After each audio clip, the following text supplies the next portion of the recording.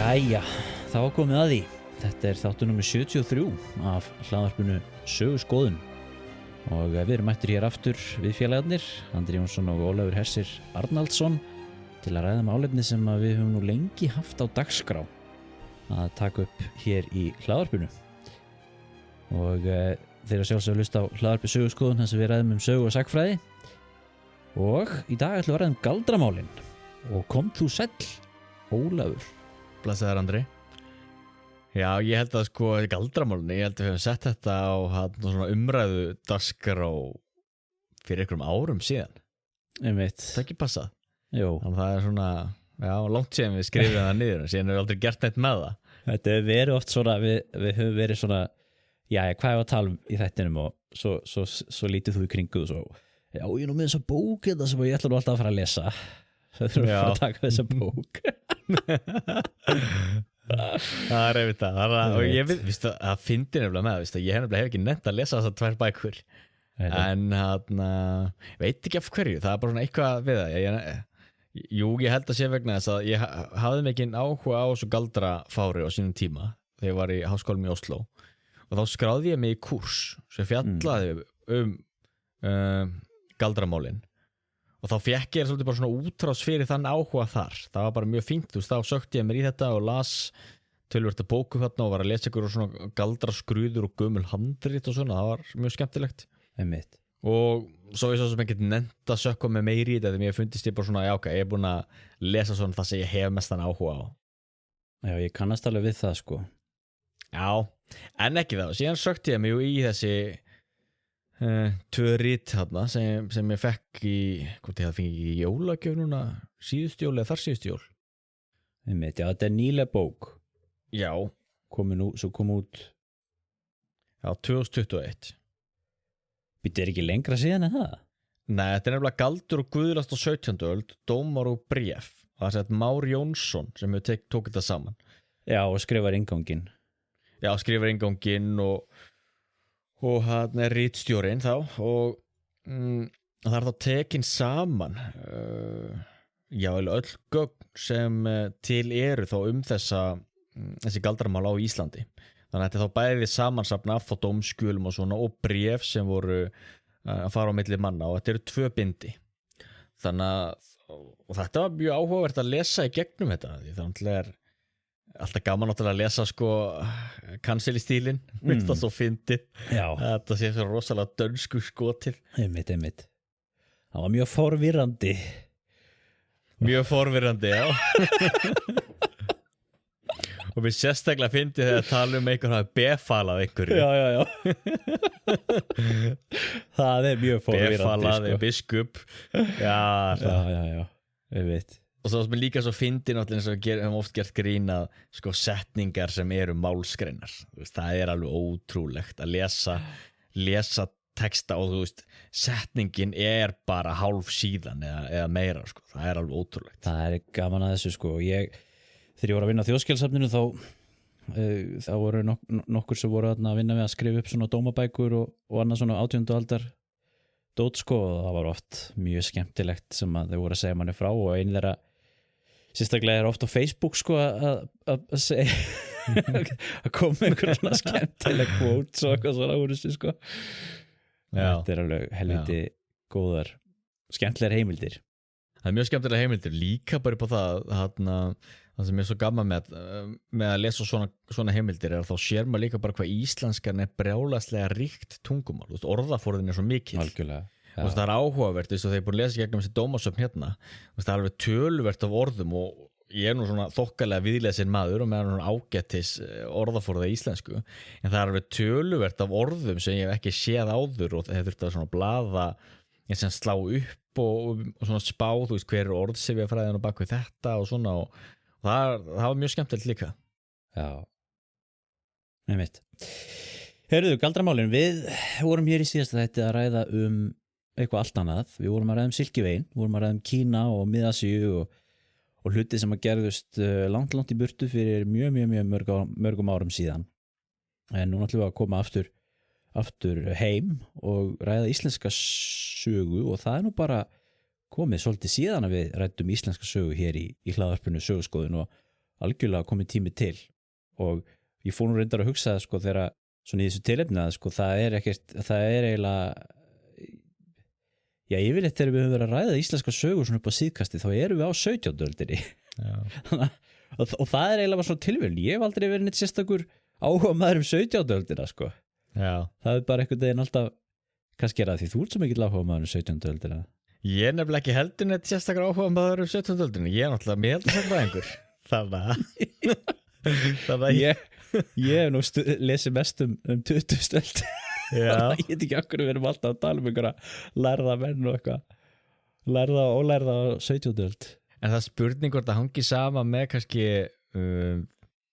heimildamagni eða eitthvað slíku Já, þú veist, á 17. öldinu þú veist, þarna er náttúrulega styrking ríkisvalds og menn eru með, það er meira af heimildum, það er meira verið að skrifa og koma með eitthvað svona kalla eins og Jón lærða sem við tölum og hann Arngrím lærða og þáttulega með hann Brynjólf biskup úr þáttulega með alla þessa galdradóma síðaskiptin eða svona það sem kom í kjölfara á síðaskiptunum ég myndi skjóta að sé allan og svona einvaldið líka Einvaldið, já, það er mikið að gerast Ég held að sér bara svolítið það sé mikið að gerast en það er líka kannski sko það að sko málefni sem við ræðum sko, þetta er auðvitað líka oft veljum við okkur málefni sem að mann er langar að læra meir sjálfur, skilur, mann ennir kannski ekki að tala eitthvað sem að maður, þú veist, hefur stúdera mikið, skilur, eða velt sér mikið upp og oft er þú veist, það sem er gaman við að ræðum sagfræði þetta í podcastinu að, skilur, maður læri svo mikið nýtt sjálfur, skilur, og svo hefur maður svo mikið áhuga að tala það, skilur, við einhvern annan og fræða aðra það, skilur, þú veist, það kemur svona áhugi fyrir því, sko. Já, ég held að það sé þetta mjög góða punktur, það er ekki tilvíðan að við höfum ekki talað ritgerðin okkar, svo það hafi líka verið á lista síðan bara hlaðvarpið byrjaði. Nei, eða svona. Og ég veit ekki þess að ég svo ekki nefndi heldur að taka fram meistarritgerðina mína og lesa hans gegnum svona, hún var áhugaverð skemmtilega á sínum tíma en það er svona eins og segir, þú veist, það þema sem ég þekki það vel að ég nenni svo sem eiginlega ekkert að vera að sökkum aftur í það, mikið meira spennandi að taka eitthvað sem maður veit minna Einmitt, læra meira og meira Já Einmitt Já, er einmitt það Hörru, galdraöldin eða brennuöldin eða galdrafárið eða galdrafarganið þetta eru mörg mismunandi orð fyrir þetta Já, og eins og ég sáttlega með slíka sem ég hef ekki séð á Reykjaröld Reykjaröld, já Ok, ég hef ekki séð það Það var einn presturinn sem talaði um það Það er líka áhugavert Já Reyktarnornir Hrísreyktarnornir og galdramenn en maður skjótaði þetta bara inn það sem að Páll Björnsson í Selvoldal sagði að hann sendir hans þetta bréf þetta er 1670 þá segir hann sko í bréfinu þá mætti segja að Reykjaröld væri snúin í átöld þegar ábati stæði ríkinu af ristingum og rúnum veit Eða líka hann bæði Árni Magnússon og Páll Vítalín þeir töluðu sko galdra áburðaöld Já þess að ber upp á fólk Já, og það er einmitt að það er alltaf að vera ber upp á fólk einhverja galdrasakir þá er líka, þú veist, að nota það er ekki svo, maður segir í Noregi kært barn á sem mörg nöfn Já, ég veit Þetta er þetta nöfnum yfir þessar galdraöld Einmitt En já, galdrafárið er auðvitað svona sögulegt tímabil sem að náttúrulega hefur auðvitað fengið greiðlega mikla athygli og svona málefni sem hefur auðvitað einkennt að miklu leyti sögu Evrópu á 17. öldinni og 16. öldi líka alveg svona stórt málefni í sögu Evrópu og í sögu Íslands hefur þetta auðvitað verið málefni sem hefur líka fengið talsverða athygli og við ræddum það nú þegar við töluðum þegar við vorum að ræða í sumaþættinum þegar við vorum svona að ræða bara daginn og veginn þá bara þetta nú á góma og ég það nú að byrjaði að geta þá einnig sem ég sagði í þeim þætti um að það væri kannski minna búið að vera að fjalla þetta mál fræðilega heldur en kannski á svona einum alþýðlega vettvangi því að þetta hefur auðvitað verið rannsaka mikið og og mikið stúderað á fræðilegum vettfangi líka. En galdur og galdramálinu þetta er eitthvað sem er mjög vinsælt á Íslandi og eins og ég sagði að í þessum samræðum okkar hérna í sumar að þú sér þetta viðsvegar á söfnum og í bókmentum og í kvikmyndum og bara svona viðsvegar í samfélaginu er oft talað þetta og í hlaðvörpum og annað sko og þetta er svolítið svona spennandi þema, skilur, þetta er svolítið svona scary stuff líka, sko. Það er mjög spennandi og það er eitthvað framandi og áhugavert við það. En samt, ef við tala rannsóknir, að það er samt áhugavert allir þess að ég tók eftir í þá þessu samansafni sem ég var að lesa. Hann vísar ju fyrst og fremst í svona tvö stærri rit. Og ég nú svo afleitur með svona nöfn, ég er náttúrulega búin að gleyma bæði náttúrulega hvað bækurnar heita og fræðimennirnir. Ég get nú fundið upp, ég er bókin hérna frammi. Sko, þetta er náttúrulega Ólína Þorvaradóttir sem hefur fjallað mikið þetta. Einmitt. Í þjóðfræðinni, sko. Og hún skrifaði bókina Brennuöldin, galdur og galdratrú í málskjölum og munnmælum sem kom út einhvern tímann upp úr 2000. Já. Það er byggt á doktorsritgerð hennar í þjóðfræði og þar tekur hún eiginlega fyrir öll þessi galdramál og er að nota dómskjöl úr alþingisbókum og er svolítið svona að tala sko, þessi menningin í kringum þetta skilur sem hægt að sækja fram í svona dómskjölum sem eru þetta mjög áhuga við nálgun og mér finnst það líka að vera svo til dæmis, maður hefur séð aðrar erlendar rannsóknir sem hafa verið að gera það sama að nota einmitt svona dómskjöl skilur til þess að teikna upp mynda af einhverju menningarsamfélagi skilur og háttum og siðum og athöfnum og svoleiðis draga fram það sem kemur fram í dómskjölum út úr því en hún náttúrulega þetta líka bara að nota ég veit ekki, það er þetta kannski svolítið fín lína á milli þjóðfræði og sagfræði í þeirri bók býst ég við. Já. Það sé mikið overlap sko. Já, það er það en það er samt áhugavert að þennan ritgerð kemur út árið 2000 og mér sýnist það vera eða svona nýlegasta rannsóknir sem verið að vísa í þessu samansafni. Já, ég held að það hljóta að vera alveg stærsta rannsóknin sem hefur verið gerð á þessu og Ólína hefur líka skrifað mikið að greinum og bókaköflum og hitt og þetta þetta sko. Já, að þetta hefur komið síðan eitthvað annað þannig að auki.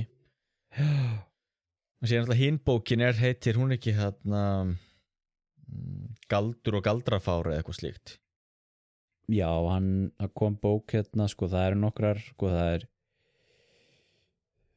skal ég segja þér Matthías Viðar Sæmundsson skrifaði 2 bækur þetta 1992 og 97 Galdrar á Íslandi og Galdur á Brennuöld. Já. Síðan var eldri bók Sigurlaugs Brynleifssonar sem var, hvort hann var ekki í skóla, hvað var hann aftur? Hann var amtbókavörður á Akureyri held ég og kennari held ég í menntaskólanum, minni mig. Skrifaði bók 1976 sem heitir Galdrar og brennudómar sem að ég ánur þetta gluggaði hans í hana. Já. Síðan eru við með auðvitað svona það sem þetta hefur verið tekið fyrir Angurgapi, Magnús Rapsson skrifaði hana 2003 og svolítið svona hér og þar.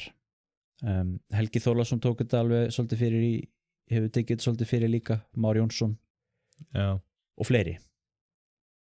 En elsta liti svona sem að hefur verið að vísi í þessum fræðum er Ólafur Davíðsson, hvort hann var þjóðfræðingur líka, sem að dó aldur fram 1903 og var búin að safna sér, hann svona þessi fyrsti sem að safnaði held ég svona heimildum þetta og var búin að átt að fara að koma út verk sko, sem að kom ekki út fyrir 1940 til 43 sem að heitir Galdur og galdramál á Íslandi sko.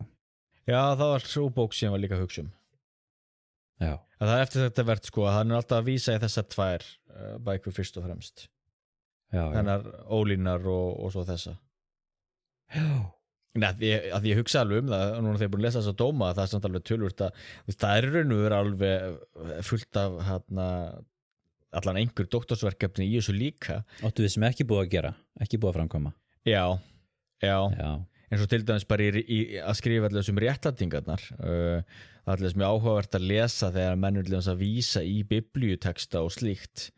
Það er allir að vera áhugavert til þess að taka það saman, þú veist okkur hvaða biblíutekst er verið að vísa í mögulega eða hvað er verið að vísa í sér utan þá biblíunar, hvað er mögulega spurning hvort það sé ykkur leifar af ykkur þjóðtrú eða ykkur svona for kristnu sem auðvitað erfitt auðvitað líka að skilgreina frá en þannig hægt að prúfa það allavega og þá líka mögulega að bera það saman til þess við Norðurlöndin og jafnvel með Eirland Evrópu auðvitað líka að það geti ég ímynda mér geti verið hluti af viðleitni til að reyna að útskýra af hverju til dæmis það var svona mikið af karlmönnum sem voru dæmdir hér. Já, þetta er alveg klárlega potential til þess að rannsaka meira og ekki tala að þessi vitnað í það er nota Jónsbók sem er með ákvæðum þetta sem banna galdur. Já. Og síðan hafa menn, ég held að Ólína hafi talað það í sinni bók að það hafi verið vísað í aðra Mósebók líka. Jú, það líka vísaði það. Sem er kveðið á döðurefsingu fyrir galdra og svo er þetta konungsbréf sem kom 1670, sem kom aðeins betur að eftir kristni réttu grákvása líka. Já. En ég með texta núna í Jónsbókinu verið frá mig, því Jónsbók er frá 1281. Já. Og þá stendur menn þeir láta líf sitt fyrir þýfsku eða útilegu, hvátt heldur ræna á skipum eða landi og svá fyrir morð eða fordæðuskap og spáfarar allar og útisettur að vekja tröll upp og fremja heiðinni með því. Það er menn sem það er dauðarefsing þá sem liggur við öllu þessu. Útisetta, hvað er það aftur? Það er nefnilega góð spurning. Ætli það sé þá ekki þetta að framkvæma sjálft ritualið. Já, þú situr þá úti að nóttu til og ert að framkvæma þennan galdur til þess að vekja upp tröll eða þá draug eða einhverja fylgju eða möru eða hvað maður er að gera. Og ég er líka svo gaman að með íslenskuna hvað er til endalaus svona orð. Bæði galdra orð og endalaus orð yfir drauga og eitthvað svona fyrirbrigði. Einmitt. Já, ef við kannski að þess að ræða hvað er galdur? Hvað er galdur? Ég finnst þetta svolítið merkilegt Já.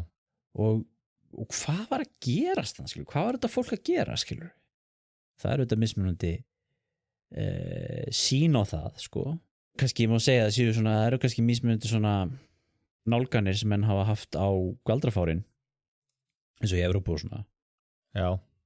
Önnur kannski svona þessi helsta svona nálgun sem menn hafa verið að beita þú veist að reyna að skilgreina þetta í samhengi við vísindahyggjuna og þú veist skynsemishyggju nútímans þar sem við gerum okkur grein fyrir því að galdur sé ekki til og þá þurfum við að finna út hvað var þetta í raun og veru sem átti sér staðna sem er svolítið áhugavert því að galdur náttúrulega hefur fylgt manninum frá upphafi, frá örófi alda. Já. Og það er raunin ekki fyrir svona síðustu 200-300 ára eitthvað í ákveðnum hluta heimsins sem að við höfum ekki trúað á galdur og síðan náttúrulega þetta er náttúrulega kirkjan auðvitað líka að þú veist þar koma náttúrulega fram yfir náttúrulega hluti líka skilurðu en það er kannski líka essensin í þessum ofsóknum auðvitað að það er þess trúin á galdur hjá báðum, bæði ofsækjendum og þeim sem eru ofsóttir en það er sérst, menn hafa oft verið að reyna svona skilgreina þetta þú veist svona sem eitthvað svona hinduvitn og hjátrúskil og reyna að finna út hvað er í gangi í alvörinu og fólk hafi þú veist í mörgum tilfellu bara þetta hafi verið út af pyntingum og svona sem fólk var að játa þetta á sig Já.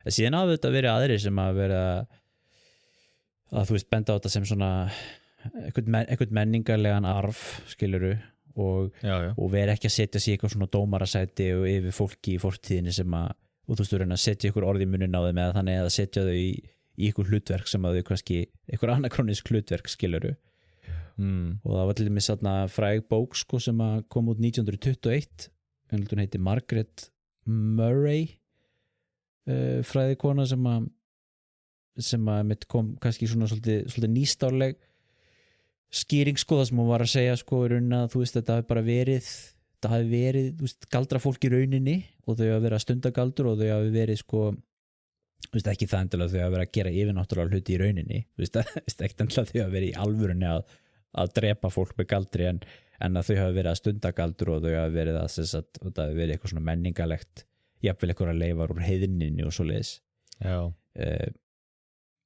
þannig að ég held að auðvitað vitum við það alltaf galdur auðvitað var iðkaður á miðöldum og þetta var mjög útbreitt hegðun en hvernig erum við með eitthvað góða skilgreiningu á galdri?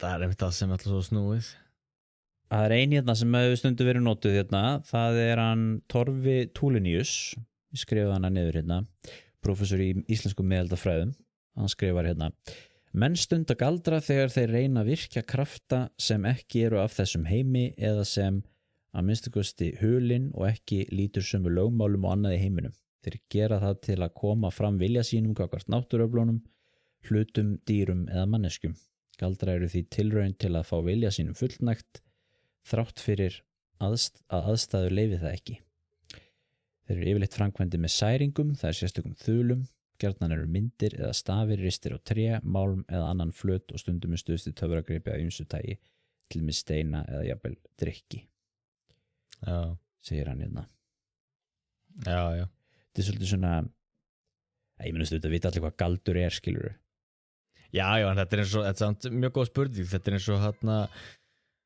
klassískt dæmið þegar Ágústínus talar tíma og þegar hann segir, þú veist að ef þú spyrð mig ekki hvað er tíminn, þá veit ég hvað tíminn er en um leið þú spyrð mig hvað er tíminn og ég beðin að skilgreina þá veit ég það ekki þannig með mörg svona grundvallar hugtök, þú veist, við veitum hvað galdur er en það er svona mjög góð spurning hvað er raunverulega galdur því það er líka mjög flókið til að skilja á milli galdra og trúarbragða sem er eitthvað sem menn hafa verið að reyna náttúrulega bæði innan mannfræðinnar og sagfræðinnar og guðfræðinnar og hinum á þessum greinum Já. En það er svolítið svo margt sem við líka búin að segja þarna því til dæmis þetta er oft sett saman eða sett í samhengi við þessar svo kölluðu skynsemishyggju og mér finnst þetta að vera svo gott dæmi það hvað þessi hvað að segja upphaf einhverjar vísindahyggju og skynsemi og raunsæis og eitthvað þannig hvað það er mikið eiginlega íkjur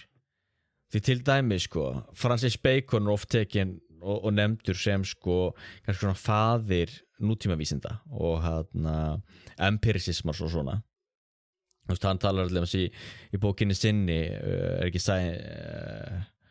hann útdatt allt inn úr mér hvað hann heitir en allavega sinni mikilvægastu bók þar sem hann tala þá vísindi og empirísku aðferð og tala hvað mikilvægt að nota reynsluna þú veist að vera að testa einhverjar kenningar og slíkt Já. Þú veist, það er maður sem er fættur 1561 og dó 1626 þú veist þannig að hann lést áður en allt þetta galdradæmi fer alveg á fullt og það er bara það sem líka mér finnst þessu áhugavert við þetta er að galdrafárið er ekki miðaldafyrirbrigði Nei. heldur er þetta nútíma fyrirbrigði í þeim skilningi þú veist þetta er snemma á nýöld og þá einmitt líka þú ert með þessa hluti þú ert með styrkingu ríkisvalds og þú ert með rætur nútíma ríkisins eins og það friðurinn í Vestfalíu 1648 það er oft svona hver einasta bók stjórnmálasögu talar það þarna er upphafilega nútíma ríkisins hugmyndir eins og að öll ríkin eru njóta jafnréttis í því að þú ert að hlusta á alla það er ástæða fyrir það litla Ísland hefur eitthvað að segja á alþjóðavettvangi og mér finnst það svo rosalega áhugavert að þú ert bæði þá með allt þetta sem er alveg rétt þú ert með vísindunum og raunvísindunum og allt þetta þú ert með styrkingu ríkisvalds og þú ert með svona vísi að þessu nútímaríkin sem við þekkjum það en svo ertu líka með þetta þú veist galdra brennur og sko allavega orðum rúnir og fjölkingi og tilbera og mörur og fylgjur og ég veit ekki sko hvað og ekkert bara þú veist á Íslandi eða í sko norskum útjaðri eða okkur jaðarsvæðum heldur þú ert með þetta sko allt í Evrópu og það svo áhugavert þessi blanda. Algjörlega, þetta náttúrulega evróst þetta náttúrulega fyrst og fremst evróst fyrirbrigði og ég meina íslenska þetta afbrigðið og bara lítill hluti af þú veist bara innfluttum hugmyndum skilur, þetta var bara svolítið það sem var að gerast í Evrópu, þetta var náttúrulega langmest þarna í hlutum af heila rómverska ríkinu og í Sviss sem var enda hluta í heila rómverska ríkinu. Já. Sko það talað á tímabilinu 1450 til 1750 þá náttúrulega þetta svona tölur og reiki en það talaði svona 20 til 30 stundum 60.000 manns hafa verið teknir að lífi í galdrafárunu í Evrópu. Já. Og þá ekki tekið með svona mob lynching Nei. Það svona óformlegar aftöku sko. Já, heldur bara þú veist formleg galdramál. Já. Og og ég reyndar líka alveg séð sumstar að menn farið upp undir 100.000 og ég hef líka séð að aðrar eitthvað staðar, ég var að lesa í gær eitthvað grein í einhverju Journal of Economic eitthvað sko sem var miklu lægri tölur, þetta svolítið þetta á reiki en ég yfirleitt tala svona 20, 30, 40.000 sko, 50. Já, cirka, og sko áður fyrir voru menn jafnvel að fara sko upp í mörg 100.000 og hæstu íkjötnar sem hert milljónir. Já, það stendst alls ekki. 7 milljónir eða eitthvað sko og þú veist nákvæmlega fyrir 1900 sko og þetta var svona, þetta var mest þessi segja þarna í kannski vesturhluta Þýskalands og í Sviss og í Frakklandi þú veist svolítið í Englandi og svo líka Danmörku og Svíþjóð og Noregi en ekkert brjálæðislega mikið til dæmis eins og Spáni og Portúgal og svona þrátt fyrir að þurfa að vera með rannsóknarréttinn og allt það þar sko en það menn hafa bent á ofta að þetta jafnvel verið sko rannsóknarrétturinn til dæmis þessi allræmdi sko hann var til dæmis sú stofnun og var fyrsta stofnunin til þess að hætta með þetta og svo framvísana. Já, en það bara lítið innskot við þurfum líka að taka þekktum fyrir því það svo mikið af íkjum og fordómum og rugli í kringum rannsóknarréttinu og ekki að taka upp hanska fyrir rannsóknarréttinu við þetta en þú veist bara hvernig þetta með mörg svona söguleg fyrirbrigði og sérstaklega eitthvað sem eins og rannsóknarrétturinn að þá vindur þetta svo fljótt upp á sig það einmitt áhugavert eins og segir sko að þeir voru mjög lítið eftir einhverjum nornum Já, þess vegna segi ég sko að það kemur á óvart fyrir leikmanni í fræðunum einmitt að það hafi verið lítið nornafsóknir á Spáni með við aðra staði þrátt fyrir að þar hafi hinn allræmdi spænski rannsóknarréttur verið, skilur hvað ég meina nákvæmlega og ég mann svona dæmum þessa ímynd sem maður hefur á honum sko já nákvæmlega og þessa ímynd sem maður hefur einmitt á honum en það sem allir mjög svo áhvert einmitt þegar ég var í svona kurs hérna í Oslo fyrir nokkrum árum síðan og þá einmitt lásum við sko úr riti eftir einmitt spænskan prest sem var þá hluti á rannsóknarréttinum sem hafði verið sendur sko til Navarra og norðurhluta Spánar til þess að rannsaka svona galdramál og hann segir, ef mann rétt að þetta hafi raun og veru bara verið kjaftaði þú veist, það var ekkert í þessu og skrifar þá tölver sko gegn öllu svona galdramáli og trúur þessu ekki og það alveg mikilvægt að halda líka til haga þannig að voru raddir sem sögðu þetta væri rugl og til dæmis að frægast kannski hann Reginald Scott sem var breskur fræðimaður sem til dæmis skrifar alveg gegn öllum eins og galdramálum og þá einmitt og þá sér maður einmitt þessa tvískiptingu að hann einmitt var þá kannski svona var mjög litar af þá þessum nýju hugmyndum sem voru hægt og rólega að riða sér til Róms sem voru þá sem geng út á þetta að þú ert með ykkur sko skynsemi og raunhyggju og eitthvað slíkt og var þá náttúrulega andvígur öllum svona galdramálum og þá fær rök fyrir að galdra sér ekki til. Já. En sko að því vorum að tala hann hvað galdur og þetta sko, þú veist þetta náttúrulega skipt í hvítagaldur og svartagaldur. Hvítagaldur þú veist galdur það sem að þú ert að reyna að framkvæma góða hluti með því að beygja náttúruöflin eftir vilja þínum svo til dæmis að lækna eða þú veist, reyna að fá eitthvað gott til að gerast, skilur góða uppskeru eða eitthvað þannig, sko. Verja bátinn gegn illkvelum og eitthvað svona. Já, ég ætlaði að fara að segja láta einhvern vera ástfangin að þér en ég veit ekki hvort að það sé kannski gott. Ég held að það sé ekki hvítakaldur. Nei, þú verður að fá samþykki, sko. Nei, það er svartakaldur. En það var einmitt eins og við talum að það var mjög algengt náttúrulega, þessi ástarmál, sko. Já. Einmitt. Og hérna og menn auðvitað voru búin að stunda þetta og síðan var þessi svartakaldur þess að þú ert náttúrulega bara að gera slæma hluti, þú veist, láta eitthvað fótbrotna eða þú veist, láta eitthvað óvart detta onni í brunn og drepast eða eitthvað, sko. Og skemma uppskeru, eða þú veist, menn voru líka að reyna að breyta veðrinu, skiluru. Já. Og alls konar svona. Og það sem er, sko, á miðöldum nefnilega hefur verið bent á að, sko, þá er kirkjan svolítið svona með í þessu, sko, eða þú veist, hún er ekkert að móti þessu, hún er ekkert að berja skegg þessu, skilurðu og hérna, með svolítið umbyrralendi gagvart þessu. Já. Og svo auðvitað líka það, sko, að kirkja náttúrulega sjálf, sko, hún er náttúrulega líka að díla við yfirnáttúrulega hluti sjálf, sko, skilurðu, ég meina, guðstrúin er yfirnáttúruleg, sko. Já. Þannig að þú veist, það er allir sammála yfirnáttúrulega hluti. Þú veist, það séu til andar og það séu til þá illir og góðir andar og það séu til englar og svo framvegis, sko. Og þegar kirkjan til dæmis er að halda þér fram, skilur, að þú þekkir þetta nú vel, sko, þetta með líka með blóð Krist hérna í sakramentinu, sko. Þú veist, það er í raun og veru líka með Krist og blóð Krist. Það er ekki það sem þið segja. Já. Jú, það er eitthvað yfirnáttúrulegt sem ásist það. Það er ekki myndlíking, sko. Það er alvöru þannig, segja þér, sko. Það er alvöru. Þú ætti að tala við kalvinistana og það ætti að halda þig fram að þannig að þú veist, hvað er það annað galdur, sko? Eða þannig? Já, getur þú þetta fært rök fyrir því og þannig að sýnir þú þetta að það er ekkert skýr mörk þarna á milli. Nei, svo líka það sem ég hugsa til dæmis bara svo, þú veist, útvarpsbylgjur, sko, skilurðu. Þú sendir eitthvað, skilurðu, í eitthvað tæki og þú nemur útvarpsbylgjurnar einhvers staðar annars staðar hinum einn á landinu, skilurðu, og getur heyrt fólk tala í rauntíma, skilurðu. Þú veist, þetta er náttúrulega ósýnilegir kraftar sem þú sérð ekki, fattarðu? Jú.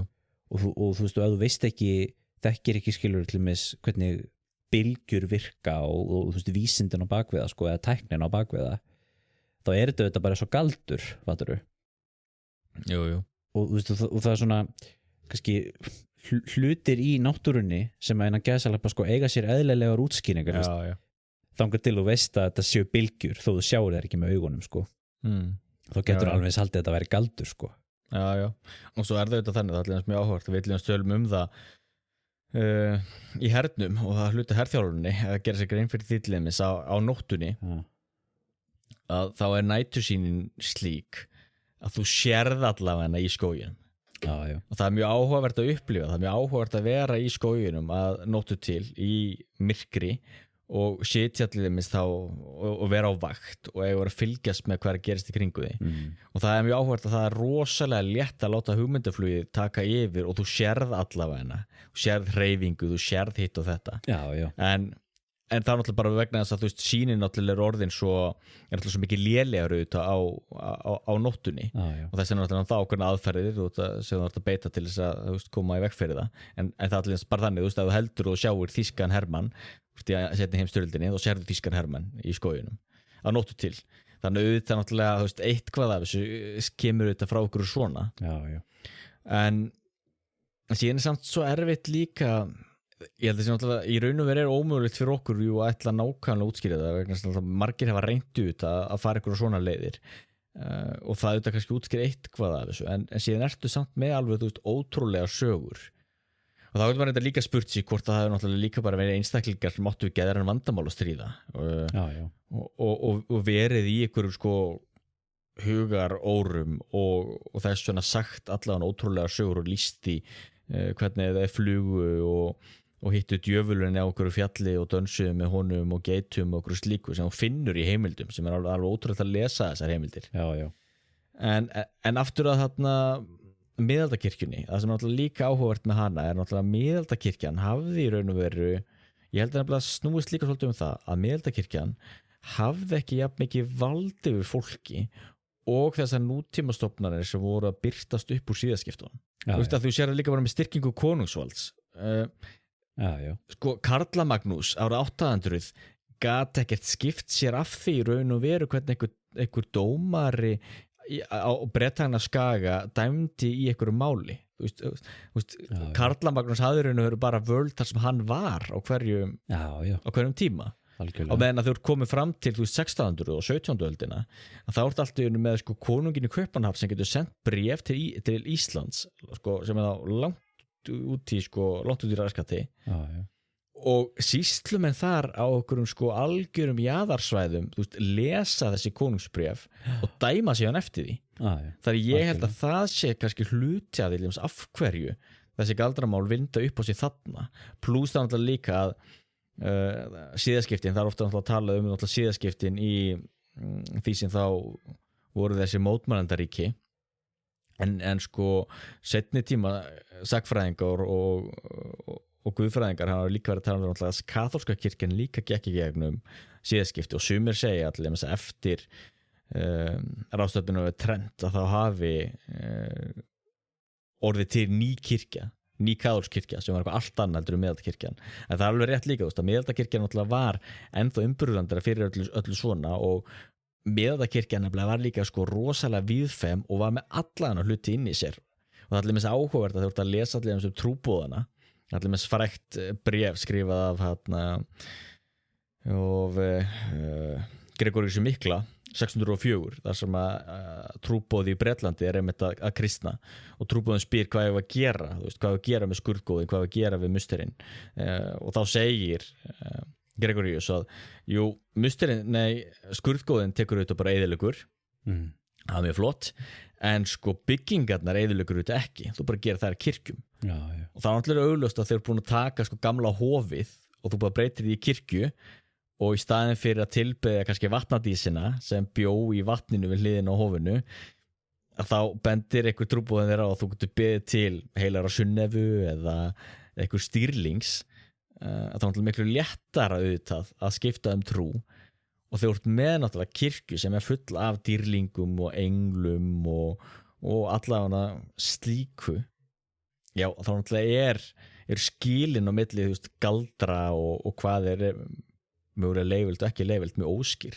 En sko þetta er áhugaður punktur auðvitað með ríkisvaldið sko, það er alveg klárlega, hluti af breytu þarna og eins og Helgi Þorláksson talaði um það, hefur sett þetta svolítið í samhengi við svona, kannski svona, eins og Íslandi þá, svona, kannski mætti orða það sem svona hálfgerða vaxtaverki sko ríkisvaldsins sem er að koma fram, skilurðu rétt fyrir einveldistíman og svona, en svo er það auðvitað hefur líka verið talað um það skilur að þegar einveldi verður síðan komið á undir lok 17. aldar þá er það líka hluti af því akkur þetta hættir að því þeir ná að binda svolítið svona enda á þetta eða hvað við segjum svona ná svolítið utanum þetta en allavega sko ég held að sé alveg mikið galdur á miðöldum og kannski pointið er svolítið það sko að að kirkjan er svolítið svona umbörlind gagvart þessu er ekkert endilega neitt mikið á móti þessu og þetta er svona viðurkennt sem bara svona það sem menn er að gera það talaði svona wise men sko, eða svona vitringar eða eitthvað sem voru að stunda svona taka að sér svona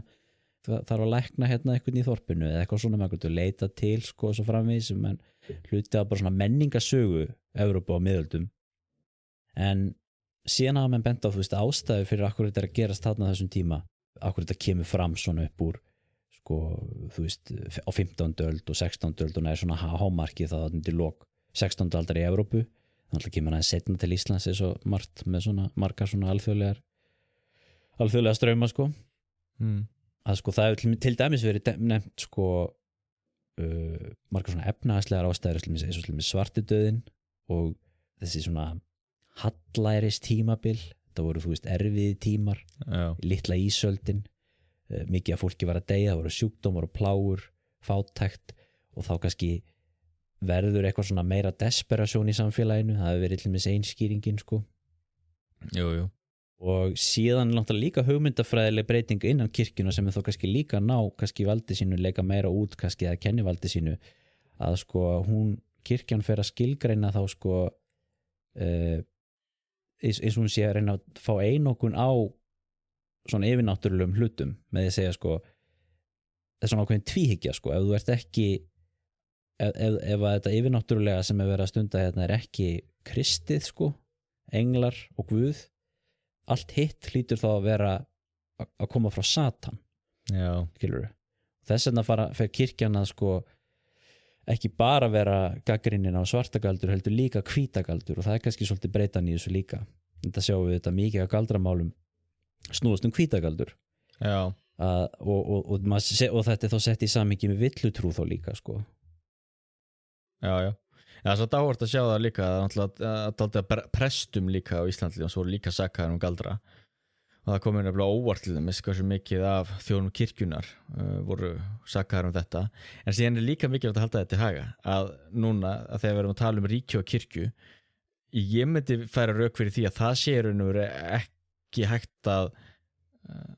ekki hægt að vinna með þá tvískiptingu því þarna erum við náttúrulega að tala að þetta er eftir síðaskiptin og til dæmis sko fyrstu sko 130 árin þá er ekki eins og talað biskupaembættið var lagt niður og þeir kölluðu þetta sko superintendent það var til þess ennþá betur sko undirstrika að núna væru mikla breytingar og þetta er náttúrulega líka búið að ganga náttúrulega milli bóls og höfuðs á klaustrónum og öllu sem gæti kallast sjálfstæði kirkjunar og kirkjan í raun og veru á þessum tíma er ekkert annað en bara hvað við kalla ráðuneyti í ríkinu Já og sem eru kannski ósammála mér í því að ég gangi svo langt en þarna er sko það er konungurinn og það er ríkisvaldið sem er að setja biskupa þú veist, það kallaðu ekki einu sinni biskupa prestsembætt og allt þetta allt hluti af ríkinu þannig að styrking ríkisvaldsins er megin ástæðan held myndi ég segja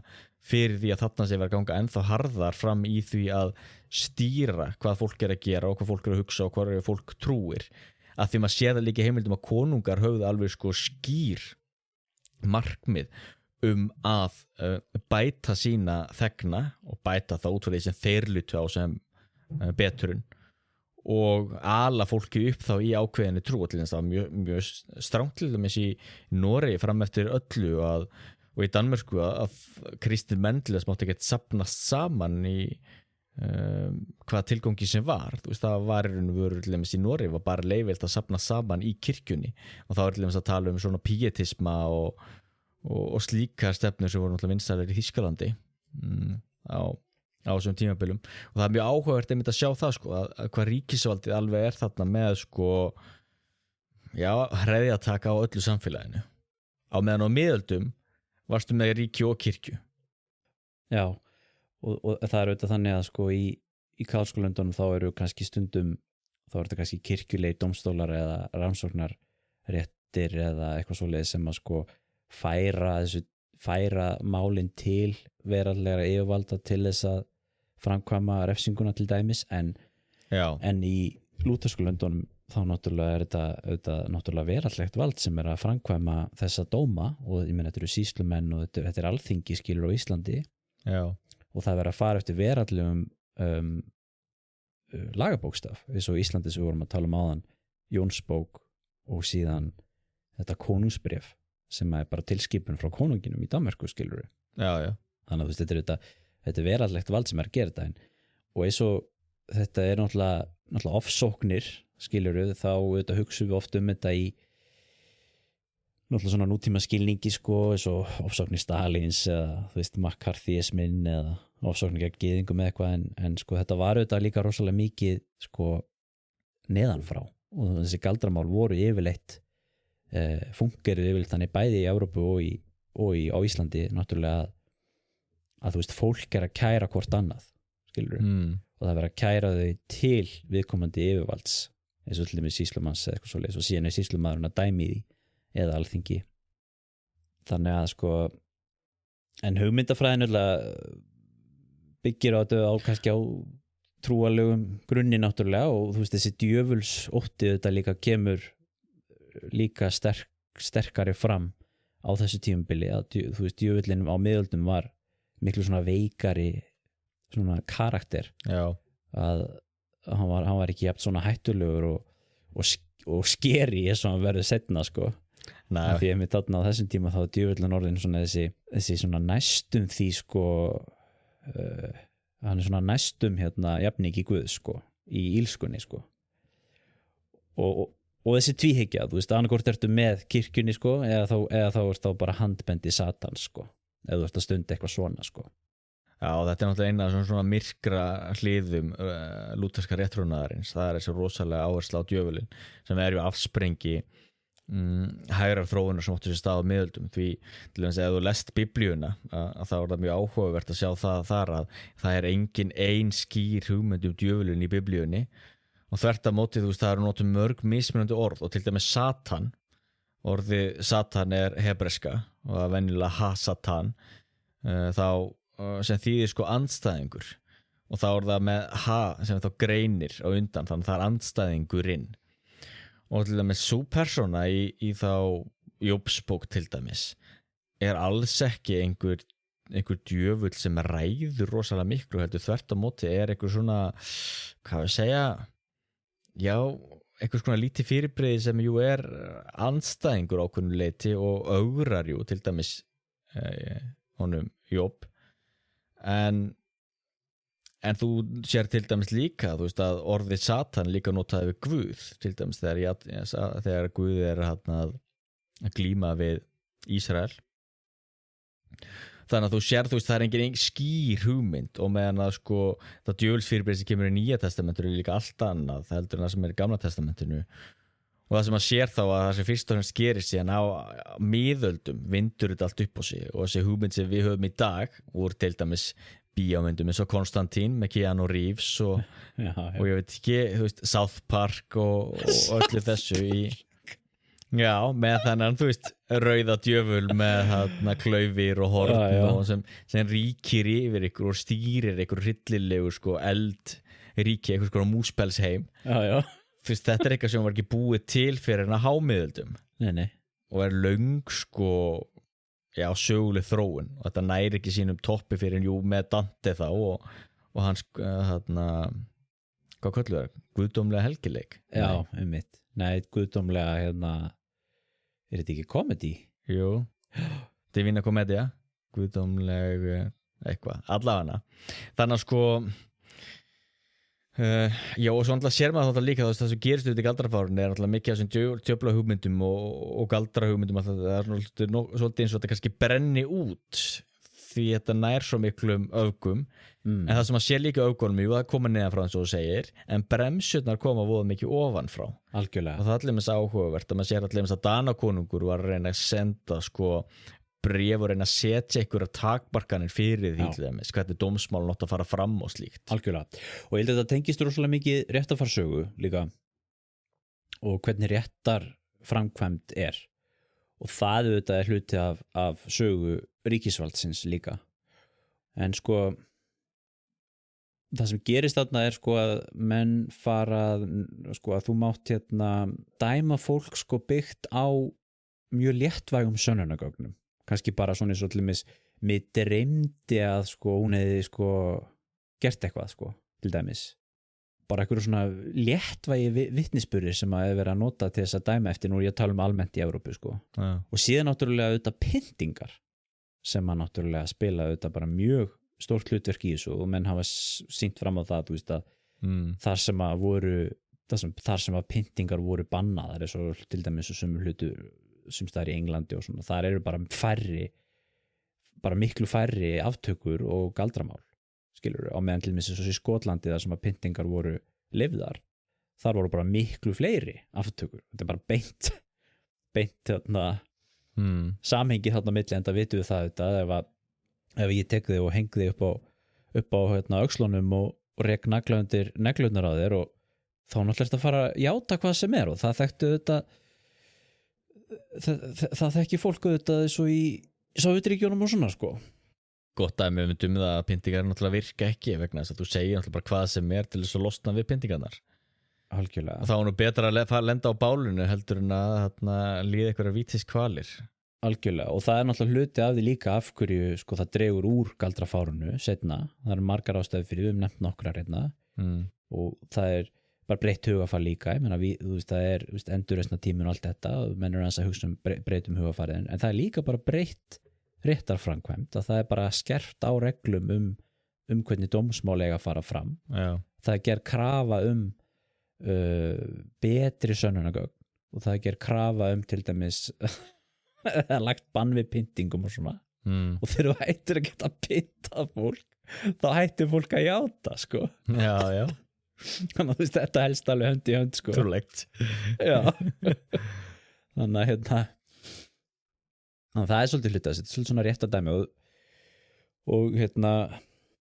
og það hefur verið talað um svo Englandi sko að og líka á Íslandi bara alls þar, þú veist að þetta kemur oft neðan frá, þú veist að oft eru dómararnir að draga úr þessu rosalega mikið og ég held kannski að þú veist, þetta var þetta galdrafár og þetta var alveg brjálæðislega mikið út allt og svona, þetta var alls ekkert alls staðar og þá, eins og þú sagðir áðan, þú veist, það var alveg fullt af fólki sem að sagði að þetta væri bara bullshit sko. Já, til dæmis Reginald Scott, þú veist, hann var uppi sko á 16. öld. Einmitt. Hann skrifaði bókin Discovery of Witchcraft sem er áhugaverð bók. Einmitt. En það er sko bók sem heitir Nornahamarinn eða Malleus Maleficarum sem kom út árið 1486 Jú. eftir Heinrich Kramer og Jakob Sprenger sem var svona kennslubók í nornaveðum sem að setti svolítið tónin í þessu og hafði gríðarlega mikil áhrif og fleiri bækur, ég held að það hafi verið aðra bækur svona aðrar önnur rit sem að voru að hafa mikil áhrif í Suður-Európa eða sérst í katólsku löndunum held ég nú ég held að þetta hafi verið mikið notað í Norður-Európu Nornahamarinn sko og ég held að það sé, nú hef ég ekki lesið það bók en mér skilst að það séu mjög grófar lýsingar og kennsluefni í til dæmis pyntingum og aftökum og svona til dæmis svona ruglins og þú átt að vera sko að stinga í fórnarlambi til þess að leita að þessum eina dauða punkti á líkamann þar sem að Satan hefur snert viðkomandi og þar sem að þú þá ekki finnur fyrir neinu það var alveg klikkun og þessi bók sko hún kom í hvorki meira en 29 útgáfum fram til sko, og hann endur útgefin sko, fram til 1669 og var mikið notuð sko og en einmitt sko þeir tala náttúrulega nornindan og nú er ég að tala Evrópu sko, við þurfum alltaf að fara að byrja að tala Ísland líka en sko þú veist í Evrópu þú veist þá er þetta sko eins og þú segir það er átt að hafa gert samning við djöfulinn sko og þar er þessi ritual sko það sem einkennir þessar nornir er að þú veist að þær eru alltaf að fljúa sko þannig kemur þessi hugmynd nornina á kústi sko að því hún, hvað heitir á íslensku gandreið, eða ekki? Jú, gandreið það sem þú ert að sem það er fara fljúandi á einhverju verkfæri til þess að fara í svona djöflamessu það eru voru ásakaðar þetta hvað heitir það nú aftur? Sko, það er náttúrulega kallað Black Sabbath Já Nei, heitir það? Jú, eins og hljómsveitin meðal annars sko en ég veit ekki hvað köllum þetta á íslensku þú veist svart það er náttúrulega ekki sabbatinn já því sabbatinn náttúrulega hvíldadagurinn sko og laugadagurinn en ég veit ekki það er ekki svarti hvíldadagurinn En nota maður orðið Black Sabbath? Já, meðal annars nota maður það þetta er svona gott dæmi það þegar allir hljómsveitinu þetta tekur yfir svona hugtak og eyðileggur þennan geðsalapa því að við googlum á Black Sabbath hvað finnurðu? Þá finnurðu bara þetta það er svona náttúrulega með ýmislegt Ég veit og þá voru þær að fljúa sko til þess að fara og sen er þessi ritual sko það sem að sko norninnar átt að sko kissa rassin á djöflunum sko til þess að ganga inn í gera eið við hann sko og svo mikið af svona kynsvalli sko mikið verið að stunda kynlíf með hvort öðru og stunda kynlíf með djöflunum líka og mér er svolítið áhugavert líka bara í þessu svona menningasögulega sko þú veist að Halloween skilur og svo nornir svona, þessi svona nord sem þú serði í svona nútíma popkúltúr inn í vestrinu sko þú veist, það er bara svona ógeðslega svona sterk mynd sem að maður hefur að henni þú veist, alltaf með kústin skilur alltaf með vörtu já og það er þetta sem þú varst að nefna aðan skilur þetta svona þetta líti á líkamannum sem að djöfullin gefur norninni sem að hún getur ekki fundið neitt sársauka í sko. Jú. Það var oft vörtur sko. Já. Og svo sérstakt við England sem var ekki annars staðar í Evrópu sem sko að nornir þar voru yfirleitt með svona dýr með sér sem hefur verið kallað familials sem gæti verið þú veist köttur eða hundur eða froskur eða eitthvað svona skrítið þú veist hundur sem ekki með neina fætur eða eitthvað þannig sko svona fylgja já og þau gæti svona sendið þetta dýr út sem eitthvað svona útsendar og svona þann geti ímyndið mér að komið þá þessi svona stereotýpa þú veist að nornir oft með eitthvað svona þú veist eins og í svona þú veist Halloween-nornin sko hún oft með eitthvað svona dýr með sér sko eða Hexi Trix eða eitthvað þannig sko eða Kjartan galdrakallinn í strumpónum Já, nákvæmlega það er klassist eitthvað svona en það sem er samt líka áhugavert við þetta er að þarna jú, því nú tölum við það líka þetta kemur að neðan við sjáum í heimildum að það er eitthvað sem átti sér stað þarna þú veist, það var eitthvað rosaleg sko hreyfing á meðal ákveðins hóps fólks þá í Evrópu á sínum tíma og jú, og þú veist, við hlægjum að þetta er náttúrulega svo framandi og þetta er, við náttúrulega trúum ekki á þetta og þetta er svo skrítið en það er samt áhugavert að því maður getur sett þetta samt í aðeins samhengi við atburðilemis á bara síðastliðin ár eða síðastliðin áratugi og til dæmis það er mjög áhugavert að þú lítur til dæmis á svona í kringum aldamótin, já svona kringum 1900 og þetta fyrirbyrðilegans hystería til dæmis er einhver sjúkdómur sem sérstaklega konur voru þjáðust af og hystería því er náttúrulega bara leg þetta er, við getum kallað þetta bara leguveiki hystería, þetta er gríska og sýnir þá náttúrulega líka, þú veist, fordóma allar þessar kalla sem voru læknar og voru að greina þetta meðal Sigmund Freud og endalist skrifaði historíu og það er til dæmis geðsjúkdómur sem bara hvarf eins og dögg fyrir sólu og síðan allt í einu áttu sér stað einhver, ég veit ekki hvað hann kallaði byltingu eða skipt paradigma eða hvað allt er bara hvarfsá sjúkdómur eða til dæmis að við ferum okkur ennþá nær í tíma til dæmis öll djöflatrúin sérstaklega þessi Bandaríkjunum og þá sérstaklega þá á 8., 9., kannski 10. áratugnum mikið FBI var með stóra rannsóknir að leita að djöflasöfnum sem voru að framkvæma mannfórnir og slíkt var haldaði fram með að verða að fórna þarna ungbörnum og okkur svona heitir þetta ekki eitthvað satanic paranoia eða eitthvað Jú, sínt sér allt þetta bara kjaftaði eða fyrirbrigði eins og svona hvað maður kalla þetta svona multiple personality disorder sem við hafa ekki hugmyndu hvað kallum í íslensku en allan þú sért með einhverjum marga persónuleika sem við sjáum til dæmis í bíómyndum svo Split með honum M. Night Shyamalan eða hvernig sem hann berða frá myndi með Jim Carrey hana.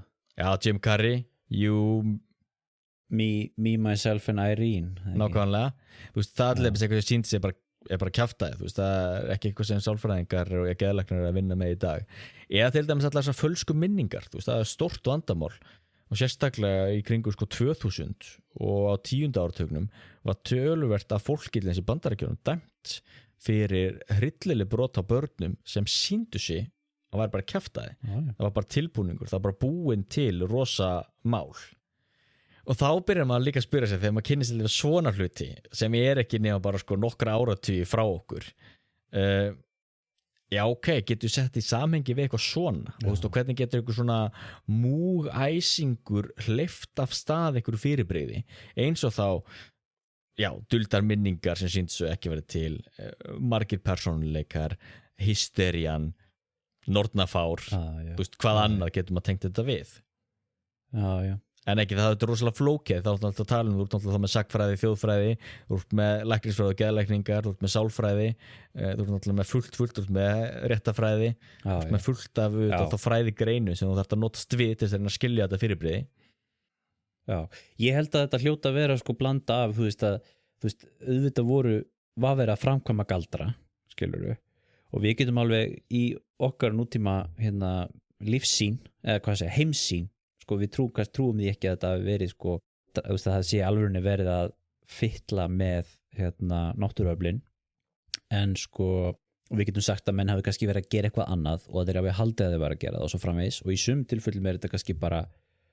þú veist, falskar játningar sem eru fengna fram bara með pyntingum og svo hafa menn líka auðvitað verið að benda á andlega veikt fólk sko hafi kannski verið targetað sko en svo þetta kannski líka bara samtaka máttur samfélagsins í því sko að níðast á meðborgurum sínum og oft voru þetta nú erum við náttúrulega örugglega búin að tala saman í klukkutíma við erum ekki byrjaðir að tala um íslensku málin sko en það sko ég ætla að segja sko þetta voru kannski oft svona skrítið fólk kannski sko nú í Evrópu grundvallar atriði allar þessu umræðu að þetta allt öðruvís á Íslandi sem við viljum að koma að það eftir sko en þú veist þessi evrópsku galdramál þessar nornir þar þú veist þetta voru langmest náttúrulega konur þetta voru 80% konur sem voru teknar í lífi í þessum málum að það og það voru langflestar yfir fertugt skilurðu og sérstaklega eins og ég mjög flott flott rannsókn galdramálun á Englandi hvað þeir hétu, þau voru 2 sagnfræðingar sem skrifuðu það manna náttúrulega ekki í augnablikinu hvað þeir hétu það er svona grundvallareit í þessum ensku galdrafræðum sko þar var að tekið alveg fyrir þú veist þetta voru langmest konur sem að voru kannski komnar úr barnsegnar aldrei skilur byggu einar voru ekkjur yfirleitt og þaðan kemur náttúrulega líka þessi stereotypa það að nornin sé gömul sko skilur að gesalappa og allavega þú veist þessi Halloween norn sko hún er vel gömul eða nornin norninnar í þessu Hans og Greta og svona öllu þessu og mjallhvít og þyrnirós og allt þetta og þetta eru svona erjur á milli fólks kannski nágranna erjur fattar við og þannig að þú veist í mörgum tilfellum kannski var fólk að þú veist sammælast að níðast á einhverjum sem var kannski furðufugl eða eitthvað svoleið sko og menn hafa þetta bent á líka skýringa líka á Íslandi sko erfiði tíma líka, þú veist, það er kannski líka grundvallaratrið, það eru erfiði tímar skilur, það er búið að vera alveg hugsaði til með stríðin skilur, þú veist, það eru sko, þú veist, þú ert með 30 ára stríð, þú ert með öll, þetta er náttúrulega bara þessi, ég meina 17. öldin er bara versti tíminn sem er á lífi líka við í Evrópu skilur, það hefur aldrei verið að mikið stríðum eins og þá, og hvað gerist í stríðum með þessum tíma skilur, það eru hermenn út allt, þeir fara út í alla sveitir og þeir éta fólk út á gattinn og þú að drepa fólk hægri vinstri skiluru og þú eru hallari og það er kalt og þú veist og svo náttúrulega líka sko einmitt þetta, þú finnur þá eitthvað blóraböggul og svo sérðu náttúrulega líka það sem þú vilt sjá á ymsuleiti þetta er svo til dæmis bara hvað getur þið, bíómyndir sem fjallallega um einhverja tölur og tengingar þar eins og bara bíómyndir 23 er ekki með Jim Carrey, þar sem hann sér töluna 23 allstaðar þú veist,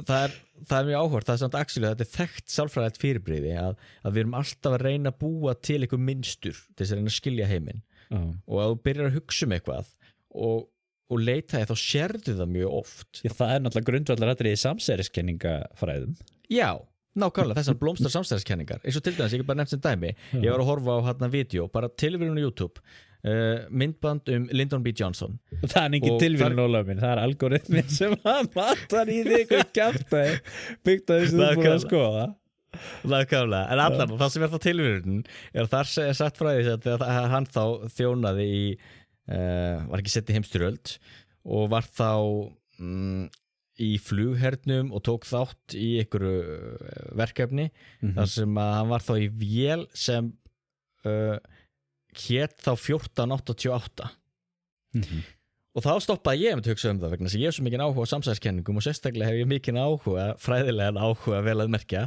á allir mest nínasisma og slíkum fyrirbrigðum þar sem allir 1488 eru sko svona falin kóði fyrir nínastarhefingar stendur fyrir þessi 14 orð sem gangi út á það að þurfa að passa upp á og viðhalda hvítakynþættinum og 88 því náttúrulega Heil Hitler og þá því er 88 það náttúrulega já því það er 80 stafurinn í stafrófni ég er bara búin að lesa svo mikið þetta mér er svo áhugavert þess að þekkja töluvert af svona tölum og merkjum ekki Helly Hansen eða hvað nei ekki Helly Hansen þannig að þú veist en þegar þú fann að stúdera eitthvað svona þá sérðu heiminn öðruvísi og náttúrulega ef þú trúir á galdra og þú veist að galdrar er stort vandamál og þú veist að fólk er eina gæsarabu það veist að fólk er að beita göldrum þá náttúrulega byrjar að sjá allan að munstur kýriðin allt í einu hættir að mjólka hún Ása var eitthvað að senda mér hérna illt auga og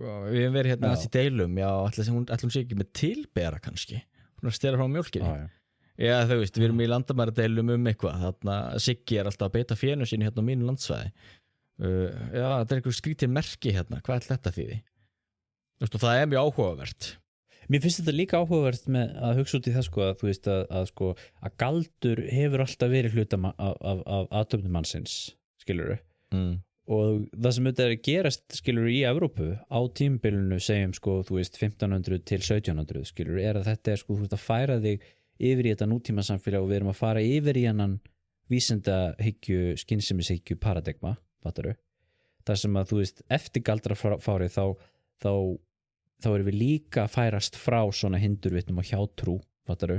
Þannig að þú veist þetta kannski svona upphafið af því að fjarlægjast þetta, nema bara á þessum tíma það gert út frá trúarlegum ástæðum með að segja veri ekki með þetta bull þetta hvítagaldur og þetta kukl vegna þess að þetta Satan sem að gera það, en þegar upp staðið þegar galdrafárið hættir þá höldum við ekkert áfram að galdra, heldur ferða bara minkandi skilurðu, og í dag eru mjög fáir sem stundar galdur, en það ennþá jaðarsett það jaðarsett, en til þess ég var að lesa bók núna sem heitir The Nine Doors of Midgard eftir Stephen Flowers sem meðlimur í The Rune Guild í Bandaríkjunum. Þeir trúa á rúnagaldur og svo bók sem sagt á 2 ára í raun og veru ferli þar sem þér leiðbeint þá í því hvernig þú beitir rúnagaldri og hvernig þú öðlast þá þessa getu þá að geta beitt rúnagaldri. Ég náttúrulega ekki að lesa þetta vegna þess að ég trúi á rúnagaldur, þetta bara vegna þess að þetta svona mannfræðilegur eða þjóðfræðilegur áhugi, en Stephen Flowers sem doktorsgráðu í norrænum fræðum frá einhverjum þýskum háskóla. Þú þarft að taka þennan disclaimer fram til þess að hlustendur halda ekki á sér tálviti, skilur. Þú finnur eitthvað þörf fyrir það sem að sýnir þetta það, skilur. Þetta ég aðsett í samfélaginu í dag, Jú, að vegna þetta ekki ólöglegt þess að var á þessum tíma, Þannig að þetta er ekki hluta af þessu transformation, af þessum litla hluta heimsins, að því ég myndi að galdur alltaf, og ég meina norna brennur því miður og norna ofsóknir eitthvað sem er ennþá verið að framkvæma í Afríku til dæmis. Já. Þannig að Herru, þú nefndir einn áðan tilbera, útskýru það þess fyrir okkur hlustendum og mér.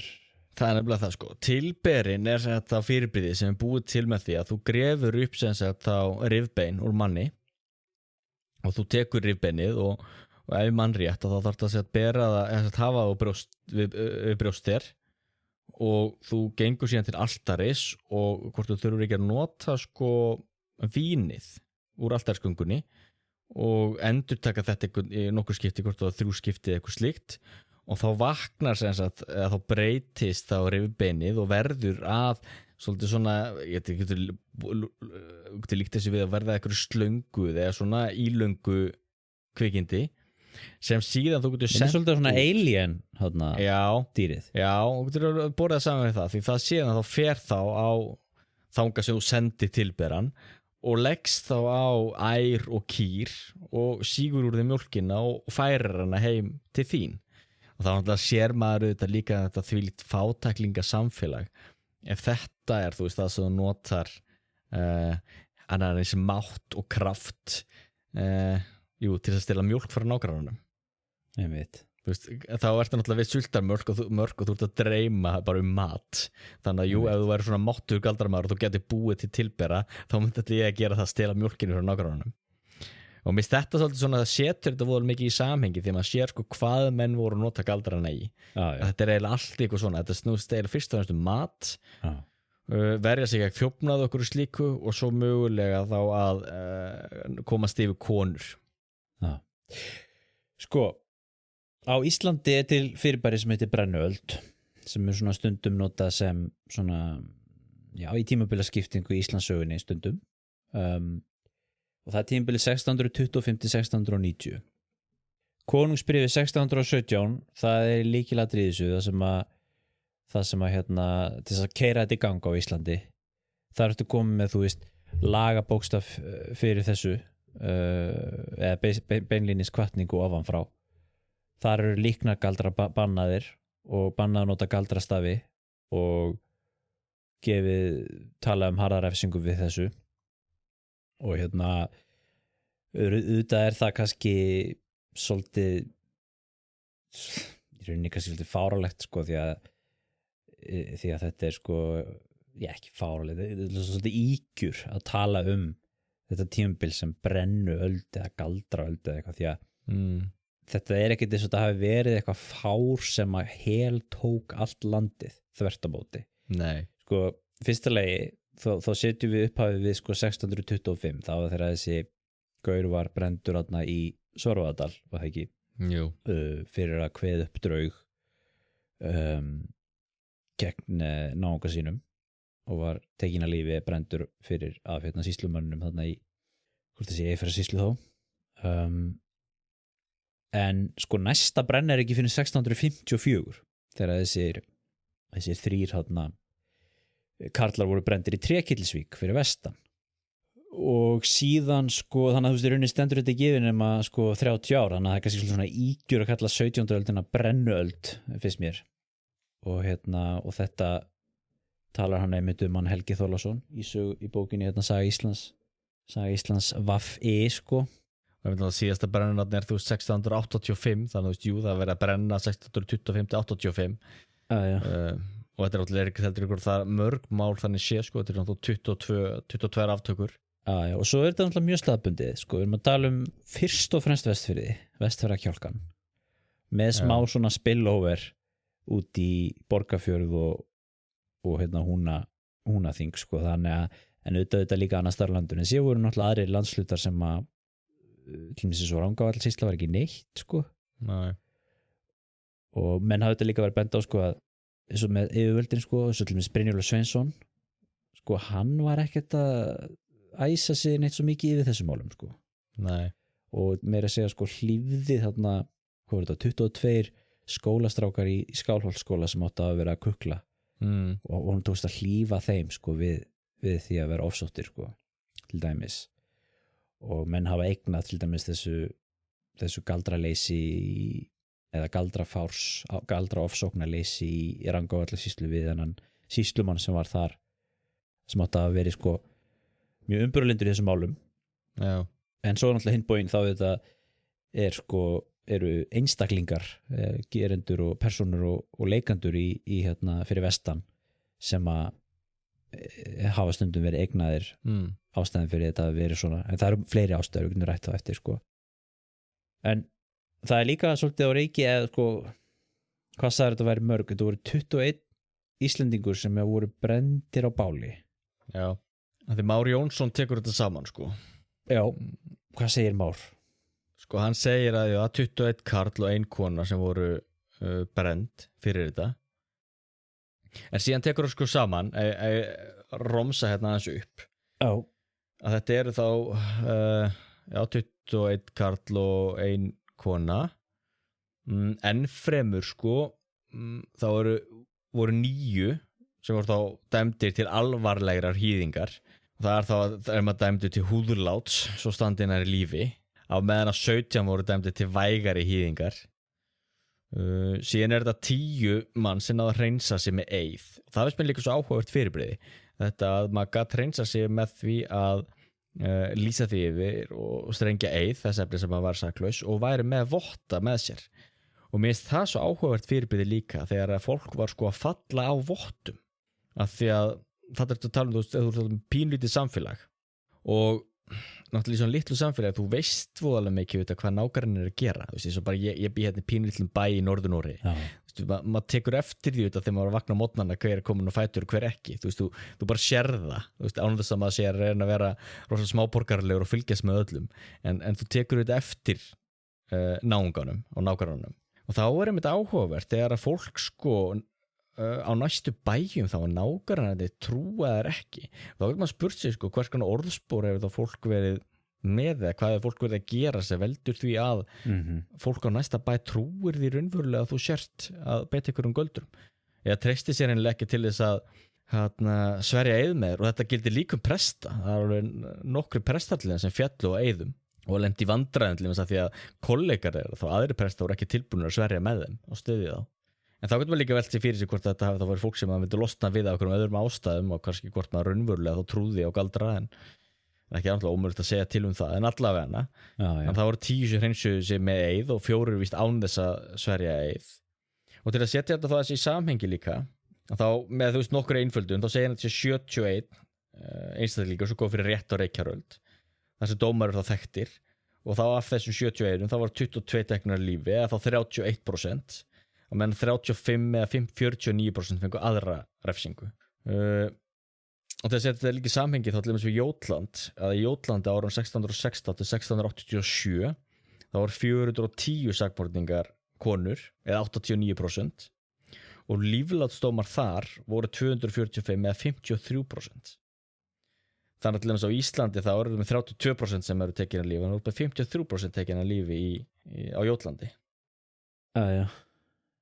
Mér finnst þetta að vera sko, þessar tölur, þetta er svolítið svona mismyndið sko, eins og þú segir hérna, Már Jónsson skrifar hérna hvað, 22 þá er rauninni, 21 maður og 1 kona. Svo ef við skoðum hérna Saga Íslands hérna, þar segir Helgi Þorláksson sko á bilinu 1625 til 85 og 21 Íslendingur brendur á báli fyrir galdur. Og svo er ég hérna með Íslandssaga A til Ö, bara svona facts sko, basic sko. Það segir hann hérna Einar Laxness ofsóknir voru einhver stundar á Íslandi 1625 til 85 og voru 23 karlmenn og 1 kona tekin að lífi. Þú veist. Og svo ertu með hana Ólínu og hún er sko með hún er aðeins svona að teygja þetta sko líka þess að taka aðeins svona stærra tímabil. Það finnst svolítið eftir hvað þú ert að taka með sko, hvort þú ert að taka hversu langt þú vilt fara og hversu langt aftur. Svo ég menna Helgi segir hérna einhverstað 120 einlagsnes sko 120 galdramál. Svo segir hérna Ólína Þorvarðardóttir 103 galdramál voru tekin fyrir í að minnstakosti 152 málafærslum á Alþingi á tímabilinu 1593 til 1720, náttúrulega miklu stærra tímabil sko. Já. Og líka finnst mér líka svona tölur hérna sem ég sagði áðan þegar við tala um galdrafárið erlendis. Oft eru svo tölur ekkert svona í samræmi við hvora aðra sko. En það fer auðvitað eftir hvað menn er að taka með í reikningin og hvað ekki sko. Hvernig er skilgrein þetta? Veist, ég er náttúrulega mjög hallur undir auðvitað bókina sem ég var að lesa núna og vegna þess að það allir það nýjasta en maður getur auðvitað samt setja út spurningamerki við það, þú veist, hvernig skilgrein þetta, hvað er nákvæmlega sem hann fer eftir. Já, þetta eru kannski hártóðunni hvort það var 21 eða 22 eða 23 svo sem voru brendir en það er nú svona, menn eru svona yfirleitt sammála um það að það var bara 1 kona sem var tekin að lífi þó svo að það var 1 önnur sem var brend 1608. Já, hann tekur ekki það mál, nei. Nei, ok. Hann nefnir það sko, hann telur það ekki sem galdranum mál. Vegna þess að það er rauninni bara venjulegt málmál sko. Það er bara venjulegt mál, já. Guðrún Þorsteinsdóttir, þingi sem var brend á báli fyrir það að hafa brent barn sem hún var að passa. Hún dýfði því hún í grautarpott og brendi það þannig, eða draf það. Segir við foreldrarna að líta eftir soðstykkinu í pottinum. Það er rosalegt. Já. Já. Ég held að ef eitthvað svona mál myndi gerast í dag það var alveg raddir í samfélaginu sem að myndi segja að við komandi ætti þeim skilið að vera brendur á báli. Já, algjörlega. Hugsa sér. Það er hryllingur alveg. Einmitt. En hann segir hérna það þessi Þuríður Ólafsdóttir. Já. Vorið 1678 ásamt á Jóni Helgasyni. Já. En hérna fyrir galdraöldina sko 1343 þá er fyrsta svona brennan þá er kona sem er brend fyrir það að hafa gefist púkanum með bréfi og misfarið með Guðs líkama. Það er fyrsta sko og svo er talað um hérna tilberamóðir sem hafa brend á báli árið 1580. Já, og svo er það þarna, svo byrjar þetta þarna eftir 1600 sko. Þannig að það er mjög lítið fyrir þetta sko. Já. Það sé líka máli, já, því það er líka svolítið snúið sko, hvernig ætlar að skilgreina til þeim. Ég segi hérna eitt máli, það er hann Jón Þorláksson í Suður Múlasýslu. Þetta er 1686 eða 1687. það til dæmis fyrst og fremst dulmál eða dulsmál og snýrst þá það að hann semst að bar út barn og var síðan dæmdur fyrir það að síðan fundust þá í fórum hans einhver galdrablöð þannig að það kannski, þú veist, vindur það ju upp á sig en það náttúrulega fyrst og fremst það að hann drepur þarna kornabarn sem náttúrulega veldur til þess að hann síðan dæmdur og það var náttúrulega spurningin þú veist, hvað þetta fyrst og fremst og það náttúrulega líka áhugaður, náttúrulega hann Már Jónsson náttúrulega líka tók saman og gaf út bókina blóðskömm á Íslandi þar sem hann náttúrulega fer yfir til allan þannig dóma og líka dulsmál, hann hefur líka tekið það saman, ég veit ekki lesið dulsmálabókina en þá náttúrulega sem auðvitað því að sum sakamálinu þetta eru náttúrulega flóknari já. En það samt líka stórmerkilegt fyrirbrigði sem þetta, þú veist, að hvað er maðurinn að gera með nokkur galdrablöð inn á sér. Og það náttúrulega eins og með málið í Skálholtsskóla, þú veist, hvað voru þessir skólastrákar að kukla því það finnast á þeim blöð og það var áhugavert einmitt að lesa dómsmáluna sem ramsað upp hvað stóð á þessum blöðum og hvers konar rúnir þeir voru með og galdrastafi og hvað þetta átt að gera og hvað ekki og svona og auðvitað eins og í öllum þessum galdraskræðin þá alltaf einhverjar leiðir til þess að lokka stelpur og ungar konur til sín það er svona oft hluti af þessu og náttúrulega einkennist það þetta er náttúrulega fyrst og fremst karlmenn sem að kukla en síðan líka ég að skoða hérna með dómin yfir honum Jóni og það er áhugavert að þeir náttúrulega taka hann að lífi og svo átti hann einhverjar aðeins eignir og þá segir ég mitt hérna summa 465 álnir hverjar að standi fyrir uppeldi og forsorgun þess hórgetna bjargþrota barns Jóns Heitis Þorlákssonar eftir lagana tilvísan. Hórgetna. Já, það er náttúrulega líka þetta er svo grimmúlegt náttúrulega líka lýsingarnar og þetta náttúrulega líka hangið saman náttúrulega með öllum þessum öllum þessum hórmálum og niðursetningum og ómögum og allt þannig en það náttúrulega líka eins og við talaðum áður náttúrulega afsprengir náttúrulega þessir gífurlegar fátæktar sem náttúrulega var í samfélaginu. Já, þetta er líka áhugavert auðvitað, eins og þú nefnir hérna, þú veist, þetta er náttúrulega við erum að tala um réttafarsögu skilur við erum að tala um styrkingur ríkisvalds og allt þetta, veist, og þetta er auðvitað gerast samhliða, þú veist, ég meina stóri dómur er hérna, hvenær kemur hann aftur á, ekki í lok 16. aldar? Eitthvað svo leið, það sem er verið að fara alveg gríðarlega hart gegn, í siðferðismálum og harði dómar og svona, þannig að þetta er hluti af alveg svona svolítið stærra batteri, Á meðan að gamla miðaldakirkjan, það var bara að fara með nokkra bænir og kannski gefa eina gjöf og þá varstu laus allra mála. Þetta pældi þessu þarna eins og bara einhver sem var lét brenna einhverja 5 gaura fyrir það að þeir hafa átt að gert konun hans veika, maður setið því máli. Það var þarna fyrir vestan, Og svo náttúrulega líka ótrúlega lesning hérna píslarsaga Jóns, heitir ekki Jón Magnússon? Þá bók las ég fyrir nokkrum árum síðan, það er stórmerkileg lesning, en það er alveg einstök heimild. Þar sem að presturinn, séra Jón, lýsir því hvernig feðgarnir, Jónarnir, 2 sóttu að honum og hans fjölskyldu. Einmitt. Og hann náttúrulega fekk þá báða tvo brenda og svo reyndi hann náttúrulega síðan að fá dóttur og systirinn líka brenda en það tókst ekki en það er mjög áhugavert að náttúrulega bæði að lesa dómsskjöl og allt í kringum það og sjá náttúrulega píslarsögu séri Jón sjálfs það sem hann náttúrulega lýsir þessu með eigin orðum hvað hann gekk í gegnum. Já, þetta er séra Jón Magnússon Þumlungur á Eyri í Skutulsfirði. Þumlungur, ég ekki það áður. Það ekki? Ritaði Jón þá bók píslarsögu sem áður var nefnd. Snildar lýsingu á hörmungum sínum öllum sem vitnar í sennum ofsóknar æði og innilega guðstrú segir hér í bók Björns Þorsteinssonar. Já, stórmerkileg lesning.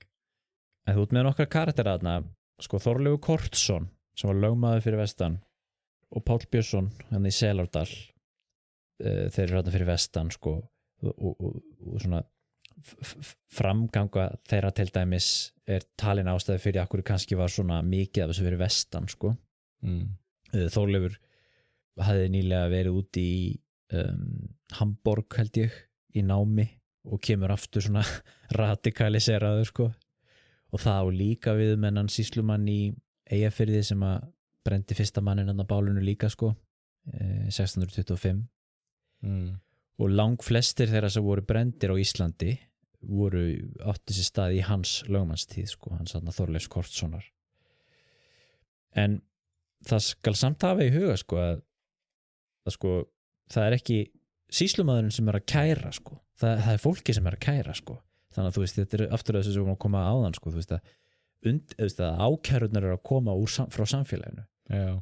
Og síðan veltur það kannski svolítið á sko dómsvaldinu hversu mikinn áhuga þau hafa á þessu, skil hvað ég meina. Já, það allir með sér líka áhört að það hangir saman líka allir bara með dauðaræsingum, að dauðaræsingar voru ekki afnumdar í Evrópu vegna þess að það var krafa það neðan í frá, þvert á móti afnám dauðaræsinga fyrirbrigði sem kom ofan í frá, því sko ef þú skoðar þessar síðustu aftökur til þess í Evrópu og sérstaklega svo opinberu aftökur og þetta voru ennþá vinsæl skemmtun innan gæsalappa og almenningur vildi ennþá halda í dauðaræsingar og sjá jafnvel opinberu aftökur. Já. Þannig að það stórmerkild að einmitt skoða það hvernig þetta kemur ofan í frá og hvernig þá sko elitan í samfélaginu skiptir þá skoðun og byrjar þá að keyra í gegn einhverja nýja línu. Já. Já, sko, það er tvennt í þessu. Við þurfum aðeins að skoða hvað er öðruvís á Íslandi og erlendis. Og hvað er svona, þú veist, og líka bara svona hvernig getur útskýrt svona hluti þessu til með hvers vegna Vestfirðir, akkur Vestfirðir svona rosalega öflugir í þessu. Ert þú með eitthvað að skoðun á því? Já, alltaf sumir hafa veltað fyrir sér einmitt hvort þetta sé ykkur sko arfleif heiðninnar sem stýri þarna, þú veist, Óðinn til dæmis var galdramaður og allan svona galdur og seiður og allan þannig sem tengslu við hann og ennfremur sko mögulega verið að reyna að draga einhverja línur líka til svona sjamanismans frá sjömónum og slíkt. En akkur ætti það að vera eitthvað meira á Vestfjörðum? Nei, ég veit ekki hvort að það hafi verið meira á Vestfjörðum en það þú veist meira ástæða fyrir því okkur svona skríti á Íslandi, okkur fyrst og þessi karlmenn sem voru dæmdir þar og okkur karlmenn voru að kukla. En á Vestfjörðum, jú, það sé heflega seri og mögulega menn veltaði fyrir sér þessu tengslu við Þýskalandi einmitt og sýslumennina sem hefur verið þar. Já, einmitt. Og svo getur maður líka veltið fyrir sér hvort þetta hafi, þú veist, tilviljun og þarna hafi verið einhver einstaklingur sem veltir af stað einhver hlassi sem vindur upp á sig. Eins og, þú veist, hver byrjaði að tala um history á sínum tíma eða hver byrjaði að tala um falskar minningar. Hver var fyrsti í Bandaríkjunum sem byrjaði að tala um það væri einhver satanískir hópar hér og þar að fórna dýrum og börnum og halda einhverjar svartar messur. Veist, það kannski ómögulegt að reyna að segja en þú veist, einhvers staðar byrjar svona. Sko, það hafa verið kenningar til dæmis hafa menn sagt sko sem hafa sagt sko til dæmis að það hafa verið bara sko, þú veist, það eru háfjöll, þú veist, það er myrkur fyrir vestan sem kannski hefur kynnt undir sko aukna draugstrú eða eitthvað svoleiði sko. Já. En þetta getur gilt þetta líka Austfirði eða aðra staði sko. Já. Svo hefur til dæmis líka verið nefnt sko kannski svona funksjónalískar ástæður sko, svo til dæmis að þú veist það er svo mikil rekaviður á Vestfjörðum sko að það þú veist ódýrar að kveikja bál vegna þess að það hefur verið nefnt sko til dæmis á Íslandi sko þá voru menn að nota hrísi sko til þess að brenna galdramenn. Já. Og og þetta gat oft bara verið anskoti kostnaðasamt sko, bara mikið vesen að redda sko eldi við svona brennur sko. Já, það var svona tók tíma og var kostnaðasamt og svona þannig er ein ástæða sem hefur verið talað svo hefur líka verið talað sko möguleg LSD áhrif sko frá innfluttu korni sem var eitrað. Já. En það getur auðvitað líka gilt annar staðar sko. Já. En hann Helgi Þorláksson kemur með mjög ágætis skýringu sem að hann talar að það hafi verið sko mögulega ákveðin samkeppni jarðnæði og vinnu og svona þarna fyrir vestan. Að sko þetta hefði verið hörlífsbarátta þarna.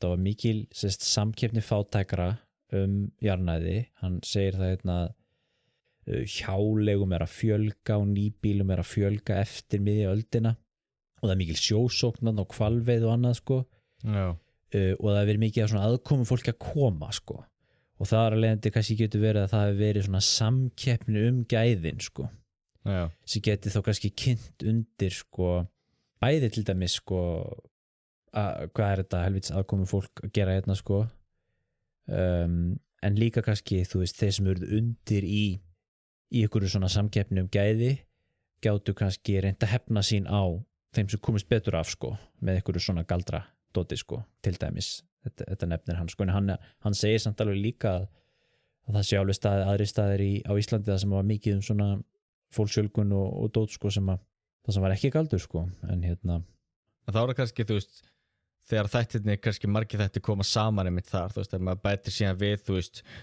sýslumennirnir til dæmis kannski það óefni líka að Jón Magnússon var að öllum líkindum glímdi við eitthvað geðræn vandamál og þegar hann fær embætti þarna þú veist að það allir með einn þáttur sem vindur upp á sig þú veist það eru 2 sem missa lífið bara út af honum og 1 kona sem næstu því misti lífið þannig að þú veist, jú ímyndum það séu margir þættir sem koma saman Mér finnst það best samt með reka við einn sko Já, ekki það er svo fyndið margar svona útskýringar Það hefur kannski spilað inn í En herðu, akkur sko af þessum 120 eða 130 eða hvað þetta var galdramál, þá voru bara 10 konur ákærðar og 1 kona brendi eða 2 konur brendur eða fer eftir hvernig þú tekur þetta fyrir á meðan í Evrópu hvorki meira en minna en sko, hvað sagði ég, 80% yfirleitt, svona 80% þeirra sem eru teknir að lífi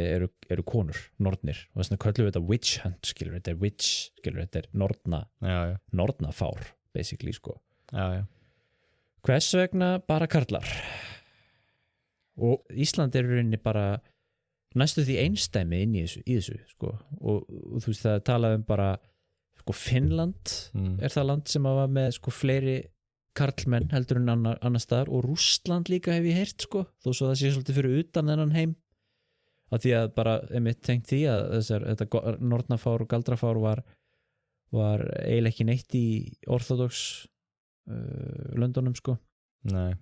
Þannig að Íslandir er bara algjörlega sér á báti sko þegar kemur að þessu. Ég held að það hangi voru með náttúrulega saman með náttúrulega einangrun og einhverju sko arleið heiðinin er þá. Og eins og þegar ég var nefnað með Óðinn og galdrarna í kringum hann og einhvern veginn slíkt og mögulega þessi bókmenning. Það er áhugavert að þú ert með kalla sem einmitt voru eitthvað svona kukla og voru á mörkurum eins og Jón Lærði, hann var alveg fræðimaður og bóklærður en líka galdramaður og kuklari. Já. Að þú ert með einhvern veginn svona og þá tengsl við, þú veist, að mentir er eitthvað sem fyrst og ennst karlmenn voru með en svona það líka kannski verður líka til eitthvað sko paradigmi, það verður til eitthvað sín eins og í Evrópu, þá þróast hægt og rólega þessi skoðun að þetta eru fyrst og fremst konur og það er örugglega mjög flókin saga ætla að rekja nákvæmlega þá hugmyndasögu af hverju er það nornin og það er meðal annars auðvitað út af Gamla testamentinu þarna í annarri Mósebók þar sem að kemur skýrt fram að nornir ber að taka lífi og þá náttúrulega, þú veist, það náttúrulega tengt þá í konur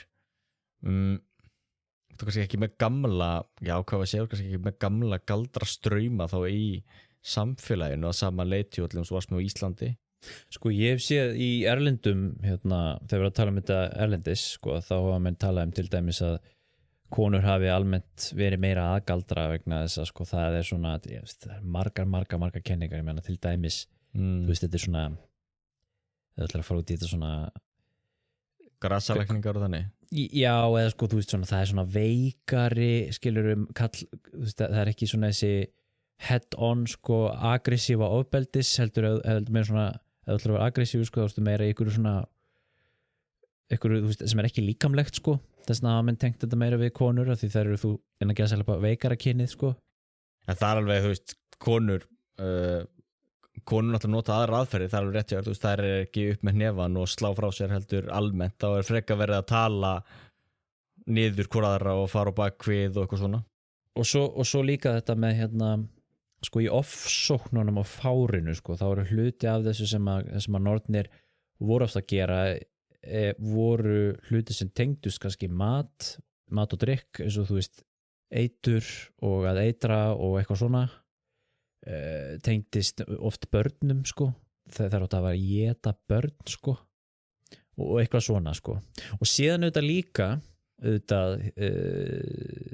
eru þetta kenningar um að þetta hafi verið, sko femíníska kenningar náttúrulega bara feðraveldið skilur, þetta hafi verið hluti af kvennakúgun og að því að það er náttúrulega í 100% tilfella sko líka við dæmendur í þessum málum eru karlmenn og svo framvegis sko. En það er spurning náttúrulega, er þetta ekki jafn mikið konur sem er að saka aðra konur galdra? Þannig að þá er spurning hvort það falli ekki það þá? Jú, svo er það einmitt sko, já. En varandi karlmenn, mér sýnir svona, ég skoðaði nú svona í gegnum það sem fólk hefur verið að skrifa um þetta hér á Íslandi og mér sýnir svona flesti vera sammála um það að þetta hafi verið sem bara mismunandi kynhlutverk hérna á Íslandi og galdur hafi bara hreinlega fallið í kynhlutverk karla sko. Þeir voru bara meira í þessu svona bókavesenni og svona þessu lærðavesenni og kallar voru meira í sko, já, grúski skriftum, handritasöfnun konur voru meira svona inn á heimilinu sko. Og þess vegna fannst mér flettast örgulega líka inn í til þess prestatinn sem mér áhugavert, það var verið að saka kukla, það er kannski einhverjir þannig menn sem einmitt að grúska í bókmentum, eru læsir, hafa fengið einhverja menntun sem finna einhverja bók, eru með einhver galdra blöð, eitthvað þannig, eitthvað grúsk sem þeir halda upp á. Já. Sko hún segir hún Ólína sko, hún segir til dæmis sko, hluti af skýringunni gæti verið sko, að það tengist lestri og skrift sko, eins og ég sagði og þetta við mögulega sko, galdraköklu hefur verið tengt í að kunna lesa og skrifa, en samkvæmt rannsóknum bendir allt til að rúmlega helmingur karla 17. öld hafi kunnað að lesa en einungis innan við fjórðungur kvenna. Já. Og svo segir einn Líður Björnsson segir hér, grunur beindist oftar en ekki að þeim sem bjuggu einir og gátu þannig stunda sína galdra ósíður og óáreittir, af þeim söku voru karlmenn líklegri til þess að verða fyrir barðin og galdra ásökunum hér á landi, því þeir voru frekast til einir við verk sín en konur unnu oftar en ekki innandira og því auðveldara fyrir aðra að fylgjast með þeim, segir hann hérna í árið 1976 til 17. öldin. En svo náttúrulega verður maður samt alltaf að spyrja sig á því af hverju byrja svona kynhlutverk, því það kemur náttúrulega ekkert bara svo skrattin úr söðaregnum. Það er alltaf einhver ástæða fyrir því að einhver svona hlutverkaskipting á sér stað, það er eitthvað rætur. Já. Þá myndi ég nú halda að það er rætur liggi þá í heiðinni, þó að það varstu með völvur og spákonur og eitthvað slíkt, en þá ef við skoðar þá, og ég ger mig grein fyrir því, það er heimildi sem við höfum norræna trún náttúrulega allar komnar af kristnum mönnum og þetta litaðar af því. En það er samt áhugavert að þú sérð að það sem þú hefur af galdri er oft tengt þá karlmönnum og þá léttar, og það er þá örugglega þá mikilvægur hluti að af hverju þessi karlkyngerfi eða af hverju það karlmenn ganga inn í þessi hlutverk í okkar heimslöta þá einangruð í Íslanda, því þú varst með sama menningar heim í Danmörk og Noregi, en Danmörk og Noregi náttúrulega og Svíþjóð náttúrulega mistu sín tungumál eða tungumál þróust í það sem var á dönsku og svona mistu tenginguna við miðaldir og náttúrulega þessi bókmenntarfur lifði náttúrulega ekki þar á meðan hann lifði í einangrun á Íslandi. En svo er þetta með sko með einangrun, með að vera einangrað sko, að vera einsetu fólk, að búa eitt sko, svo við nefndum það til mér áðan að þetta voru oft svona ekkjur og eldri konur sem byggu einar sko, samber þú veist nornin í Helsogrétu eða eitthvað svona sko. Já. Og þetta voru oft þannig í Evrópu sko, en svo eins og hann segir hérna Líður Björnsson sko, karlar voru líklegir til að vera einir sko, og Siglaugur segir þetta líka í sinni bók sko, hann segir hérna til dæmis að það var ekki mikið einsetur meðal kvenna sem kom fyrir erlendis, segir hann sko. Hann nefnir þetta líka sko, lækningar á Íslandi voru oftast karlmannsverk og rúnir voru stundu tengda við karlmenn. Og svo Björn Þorsteinsson sem ég var að tala áðan sko. Hann segir sko karlaveldið var mikið og konur komu lítið við opinber mál nema ríkar ekkjur, kona var njörfuð heimilinu og áhrifavald hennar náði skammt. Hún var nauðsynlegt vinnuafl og hálfgerð ambátt en aldrei henni lýst sem handbendi satans ný uppsprettu syndarinnar. Og Helgi Þórðarson segir líka að konur hafi einmitt átt jafnan minna undir sér en karlar og síður ástæði til að flæma þær á brott, hefna sín á þeim eða svipta þeim æru og konur sem voru kærðar meðferðin var mild. Þannig að þú veist, já, það kannski bara minni ástæði þess að vera eldast við konuna greinilega, segja þessir fræðimenn sem ég er búin að vera að skoða hérna. Ég get alveg trú að það sé einmitt mikilvæg þáttur í þessu því það er einmitt eitt af svona skuggarliðum síðaskiptana. Náttúrulega konu var pressað meira inn á heimilin og til dæmis, þú veist, á miðöldum varstu með náttúrulega abbadísi sem stýrði til dæmis klausturum. Það er náttúrulega hlutverk sem konur mistu og frelsi sem gat falist í því að ég myndi að vera nunna og komast til áhrifa og mettorða. Ég nefnilega tók eftir í sko að það er náttúrulega, þetta er allt kallar sem er að skrifa þetta hérna en náttúrulega Ólína Þorvarðardóttir sem hefur skrifað þessa miklu rannsókn. Ég sá ég las ritdóm í sögu held ég að hafi verið bókina sem Lára Magnúsdóttir skrifar og þar segir hún einmitt sko það sem hún er að tala þessa bók sko, þá segir hún þetta sko, þá segir hún sko marga kenningar sem eru nánast viðteknar við heim byggja á kynjafræðilegri túlkun sem gerir ráð fyrir eins konar ofsóknum með hendur konum. Til þess að slíka kenningar standist er nauðsynlegt að skýra sambærilega hreyfingu á jaðarsvæðum eins og Íslandi sem þó lúta öðrum lögmálum. Þótt vikið sé að þessu bókinni er engin alvarleg tilraun gerð til að svara spurningunni sem er þó ein af þeim stóru í Íslandssögunni og þar með er sleppt tækifæri til að tengja rannsóknina alþjóðlegri umræðu. Já. Og þarna erum við að tala rannsókn sem kom út upp úr 2000 sko. Þannig að hér er kannski alveg tækifæri til að ef maður vill fara að skoða þetta betur í doktorsritgerð. Þarna tækifæri. Já, algjörlega. Og ég mist spáður líka doktorsritgerð að reyna þá að tengja allir með það sem kemur fram í þessum galdardómum við mögulega það sem átt sér stað þá á miðöldum og svona, miðalda galdrar til dæmis. Ég veit ekki hvað til að heimildum en þú veist, það byrtist eitthvað tildátt að miðalda bókmenntum og heimildum þannig að það var áhugavert að reyna allir með eitthvað slíkt. En svo nefndi líka með rúnirnar, þú veist að rúnir náttúrulega líka er eitthvað sem fyrst og fremst held ég að karlmenn hafa verið að rista og maður sér það allir með sá svona, þú veist, hverjir fengur rúnastein og hverjir segja að voru að rista rúnir og svona, þú veist, oft Sigurður var hér eða Ólafur var hér eða eitthvað slíkt. Og þá náttúrulega þá er það auðvitað skiljanlegt þá að fyrst og fremst karlmenn sem var að rista rúnir á sínum tíma, það er eitthvað sem hafi þá lifað áfram og verið ennþá svona karla hlutverk á Íslandi langt fram eftir. Þetta er svolítið sér íslenskt, þetta rúnadæmi og þessir galdrastafir og eins og við vorum að tala hérna áðan sko, þessir hluti sem einkenndu þessar nornir út í Evrópu með þessar djöflamessur og allt þetta sko, þetta var ekkert hér sko. Nei. Á meðan hérna voru þetta mikið svona rúnir og galdrastafir og voru að skrifa þetta á okkur spjöld og þegar þú ferð í sund þá sérðu annarkvæmt mann með svona rúnatattu á sér, galdrastaf. Það er mjög fyndið, galdrastafnir eru mjög vinsalir. Það eru margir sem þurft að brenna andri ef við ætlum að fara að taka upp lög 17. aldar. Veit, já. En hvað segirðu? Þú ert nú búin að lesa allir þessa dóma. Já. Hvernig eru þessi galdrar að koma fram á Íslandi? Jú, það þá til dæmis tilberarnir, þú veist að það verður þá að stela mjólk og verður þá að fara fara eftir þá skepnum nágrannans. Það er náttúrulega mikið sjúkdóma líka. Þeir lýst því sko, að lýst einhverjum kílum sem koma og eins og maðkur í því og eitthvað svona slíkt sem er sérstakt.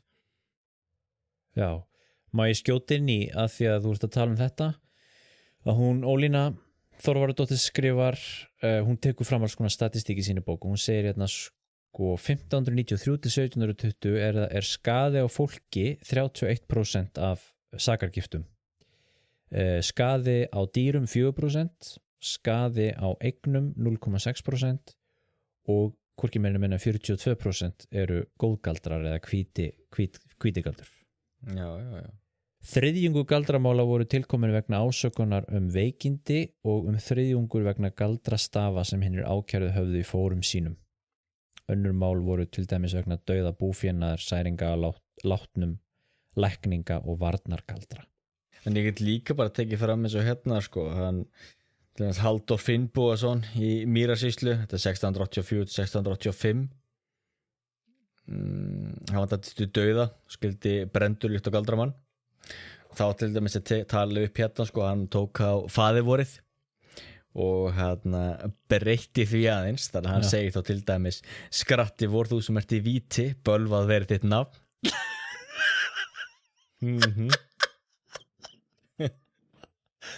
Þú sem ert í víti. Nákvæmlega.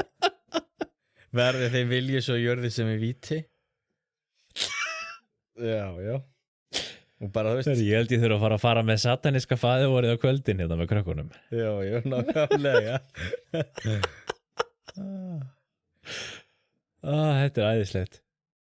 Minn kæru að verði í skratti, ég bygg þig gjarnan að heyra mína játningu og hugga mig með satans orði og segja mér svo minna synda fyrirgefning í djöfuls nafni.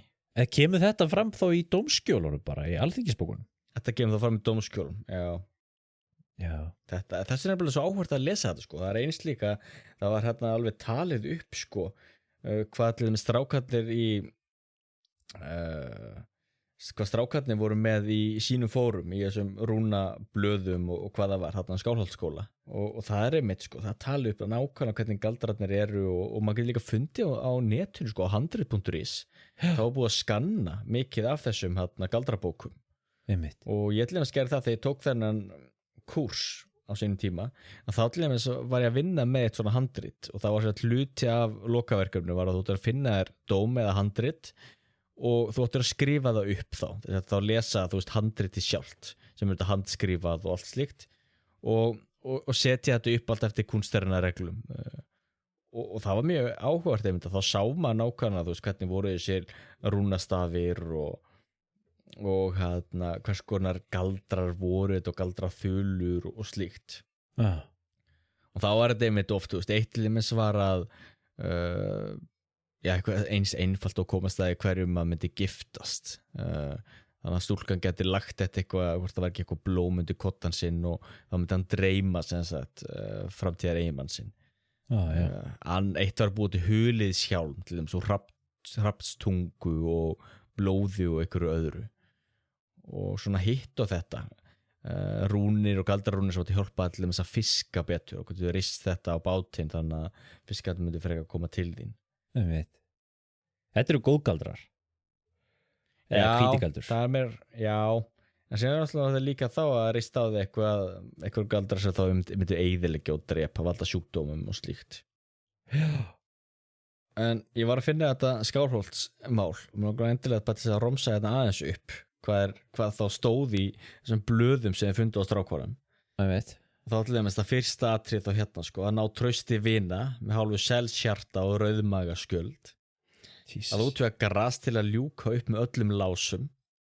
Að kona fá ekki barn, að kona hafi aldrei fóstur, að gjöra konur lauslátar, að forða stórfiskum að gjöra grand á útsjó, að fráhverfa myrkfælni til dæmis, að vita hvar fiskur er í sjó með 2 fígúrum, að fiska vel með 1 fígúru, Ægishjálmurinn er hérna nefndur, Salómons innsigli er líka nefnt, það er áhugavert. Þá sér maður hvernig þú veist galdrarnir eru líka tengdir þá sko alþjóðagöldrum eða þú veist galdraumhverfin í Evrópu. Já. Því þú veist þetta innsigli Salómons var mjög vinsælt. Eins og hérna sko Melrakkastefna, þar særður Þór og Óðinn með 23 fígúrum, stemt djöfli, Þór og Óðinn og öllum vættum til hylla sér. Það allir með sáir hér sem það er einmitt úst heiðnina, það verður að nota Ég minnst það mjög áhugavert hvernig heiðnin kemur inn í þetta á Íslandi. Já. Allir með sérna að fá stúlku með 1 fígúru og þá er áttu við þú veist að ef þú ristir þessa fígúru, þessa rúnastofa þá færðu þið á stúlku sem þú vilt. Eða hérna að gjöra manni flugusótt að ná jafnaðarkaupum Hann á jafnaðarkaupum ég hérna að egg haldist í ljá ég hérna að fá stúlku til leiks Jesus og þetta eru 80 atrið sem hann ramsar upp hérna sko. Já, þetta eru þessi 22 skólapiltar á Skálholti sem að Brynjólfur Sveinsson hlífiði Þeir voru að kukla í þessu, já. En þeir voru nú hýttir eitthvað strákgreiðin, sko, en já. Og eitthvað voru reknir sem fengur að koma aftur og eitthvað svona, þannig að Brynjólfur var miskunnsamur herra þarna. Já. Þetta er stórmerkilegt. Stórmerkilegt. En hvað hérna, kanntu eitthvað meira að segja um heiðnina í þessu? Hvernig hún kemur inn í þetta? Eða þú veist, vísanir í þessu heiðnu, eins og í æsina og svona. Sko, besta dæmi náttúrulega eru rúnirnar og það er náttúrulega bæði verið að nota sko rúnirnar sjálfar og svo líka verið að nota svona rúnamerkið, rúnastafi og búa til fleiri rúnir og að tengja síðan við kristnina. Þannig að maður sér sko hvernig þetta verður svona samblanda, svona, hvað kallum við þetta, hvað ekki svona synkretismi. Það er einhvern veginn Já, þegar að tvö trúarbrögð koma saman og blandast. Síkismin til dæmis er svolítið svona blanda einmitt af íslam og aðeins hindúismu og svona. Þú skilur, og þá sér bara einmitt hvernig sko rúnirnar verða fyrir auðvitað síðan áhrifum af kristninni og það sé að vindur upp á sig og það verður til svona sérstök íslensk rúnanótkun á allan svona galdrarrúnum. Og það er alveg áhört líki þessum dómasafni sko að þeir að það er sýndilis myndir á sumum rúnastöðum og til dæmis ægishjálmurinn er svona þessi frægasti að fullt af fólki sem ægishjálminn tatúeraðan á sig hann kemur mjög oft fyrir í svona galdraskrutum og svo náttúrulega líka þá eins og maður sér að vera að tala um goðin eins og hérna sko, að vera að tala um Þór og Óðinn en síðan er sko, ég hef ekkert séð að nákvæmlega rannsóknir þessa efnis þannig ég held að hér sé og rannsóknarverkefni og ég svo sem bara velti fyrir mig sjálfur sko, ég geti nú skrifað doktorsritgerð einmitt þetta ef ég nenni að spýta í lófan og sökka mér í þetta af því þú getur síðan að það er til svo mikið efni það sem er áhugavert að sko þessi handrit þá og þessar galdrabækur voru skrifaður upp alveg allt fram eftir 19. öld þannig að þú ert sko og þú ert með galdrabækur meira að segja ef mann rétt aðeins út á 20. öldina þar sem að sko menn eru þá að skrifa upp galdrabækur búin að skrifa upp í gegnum sko mörg hundur ár og það verður mjög áhugavert doktorsverkefni við þetta líka að sjá hvernig þessi galdrar náðu þá í raun og veru allt til sko okkar tíma þannig séð þess að til dæmis ægishjálmurinn er mikið notaður en það er fyrst og ennast Þór og Óðinn sem ég er ekki stá og ég hef lítið sé Frey og eitthvað slíkt en það kannski hangi líka saman með að vinsælasta goðið á Íslandi náttúrulega var Þór og Óðinn kannski tengslu náttúrulega við skáldinn og allt það en Óðinn náttúrulega var venjulega sko hann var venjulega konungar okkur slíkt sem tilbóð Óðinn eða þá skáld og Óðinn var brigðull hann var ekki til þess að þú kannski ekki treyst honum og meðan að Þór var mikið örugara goð að heita á þú veist samkvæmt heiðnum sið og Freyr náttúrulega var svo minnst í Svíþjóð náttúrulega meira út á Kornirkju og allan fróðsemistæmi en þú ert með þú veist Hrafnkelssögu Freyskoða þannig að þú veist með einhverja freystýrkun og Njörður náttúrulega einhverju leyti eins og Njarðvík og svona en samt það fyrst og fremst Þór og Óðinn en síðan er spurning náttúrulega ef maður byrja að sökkva sér almennilega í þessar heimildir hvað maður myndi finna af mögulega öðrum goðum eða jafnvel þú veist hvort eitthvað svona dverganöfn birtist eða eitthvað tengslu við álfa og eitthvað slíkt náttúrulega norræn goðafræði náttúrulega stappfull af einhverjum verum spurði hvort maður myndi sjá líka Hel og miðgarðsormurinn birtist ju eitthvað en það er líka áhvert að sjá náttúrulega að djöfullin í íslensku heimildin náttúrulega er mjög litar af miðgarðsorminum líka og það er alveg mjög áhvert í nýðstýringasögu Þess vegna svona hefur þetta verið svolítið mikið svona viðfangsefni þjóðfræðinar oft þessi galdramála því að þetta er og til mis einmitt sko í þjóðsögum og svona sko þú veist öll þessi þjóðtrú og hjátrú á Íslandi sko þú veist þessu með álfana og tröllin og huldufólkið og allt þetta sko. Þetta er svo rosalega ríkt, þetta er svo rosalega mikið efni svo orð með þarna. Já. Það er miklu meira efni þarna heldur en til dæmis í Noregi eða Danmörku. Já. Og þess vegna er þetta svo spennandi einmitt að sjá sko. Já, það er svo gaman að lesa einmitt í þessum sem er til á hverju heimili eftir hann Átna, nei hvað heitir hann sem að íslenska þjóðsögur og ævintýri það sem við verðum að tala um. Já. Þetta er alveg útrúlega gaman sko. Ja, þetta er mjög gaman, það er mjög áhugavert og líka eins og ég nefndi þetta líka byrjum með drauga það er fyrirbyrði sem er voðalega áhugavert hvað er rosalega mikið af draugum, mismunandi tegundur og draugum hvernig draugar og galdrar fléttast saman hvernig líka skáldskapurinn og draugatrúin fléttast saman eins og til dæmis Jón Lærði sem var skrifaði þarna andafæla er það sem hún kalluði? Já. Það sem það sko hluti af særingunum sko og særa niður anda og losna við þá draugin var að semja sko kingimagnað ljóð.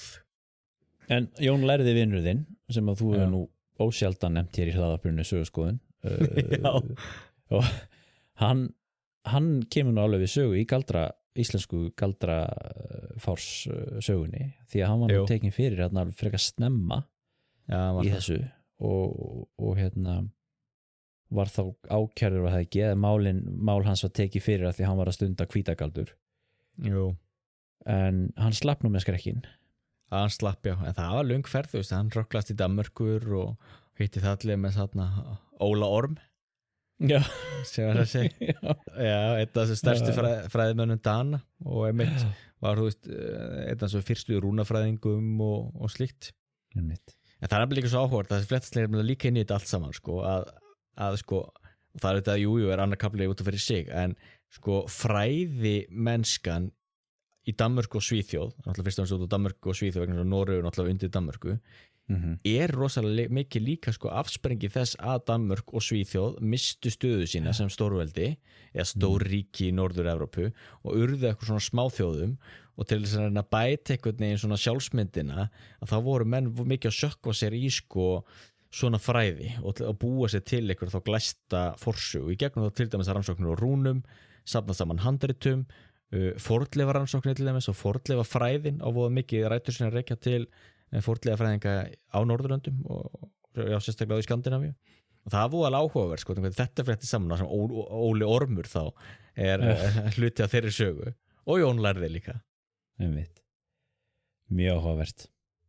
Herðu, galdramálin eru ekki bara að fara að vera góð með þetta? Jó, en síðan er samt líka áhverð þeir eru búin að tala þetta lengi þetta. Já. Þannig að við getum kannski rætt aðeins núna svona endalók galdraforsins.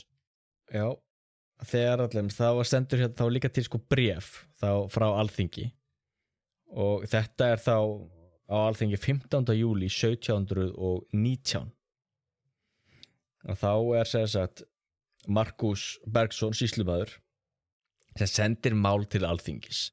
Ok. Og það snýst þá Magnús Jónsson og þá svarar sko lögréttan og þá stendur hérna í lokbréfsins hér upp á svarar lögréttan Magnús Jónsson á og skal engan eið afleggja fyrir líkindalausan áburð Jóns Jónssonar heldur sé hann þar frá öldungis frí og er sýslumaðurinn Markus Bergsson hér með aðvaraður að hann eigi þvílík marklítil mál oftar til lögréttunnar úrlausnar setji. Já. Og þá sér mér hérna 1790 þá hugsa lögréttan með sér sko svona galdrakjaftaði og áburð höfum við engan áhuga á. Vinsamlegast ekki koma með meira svona rugl. Já.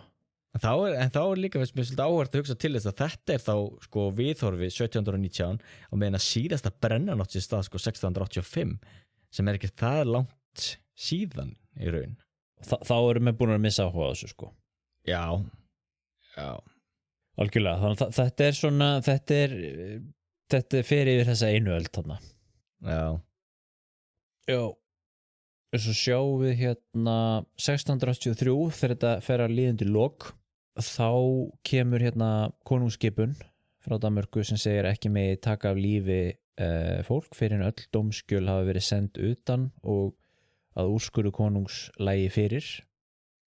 Þannig að það er sem sagt komin hérna krafa um sko vöndu vinnubrögð og þetta hafa menn til dæmis tengt við sko einveldið og þú veist það hérna að vera svona nýr hugsunarháttur í stjórnsýslunni hjá danska einveldiskonunginum sem búin að taka upp einveldis stjórnarhætti þarna sko, þannig að það komið svona meira professional stjórnarfar þarna, þannig að þú veist það er verið að centralisera þetta svolítið og hérna og þá byrjar þetta að minnka sko. Og þetta sér maður þá einmitt líka pressunað ofan að vera að reyna að setja ykkur skýr mörk og reyna að bremsa af þá múin sem vill nú bara ganga hart fram og drepa og það er áhvert að sama líka dómsmálum í Jótlandi þar sem að konungsvaldi var að reyna að takmarka brennundar. Já. Þú nefndir hérna 1719 það var síðasta galdramáli tekið fyrir Alþingi og þar var fjallað hérastóm sem að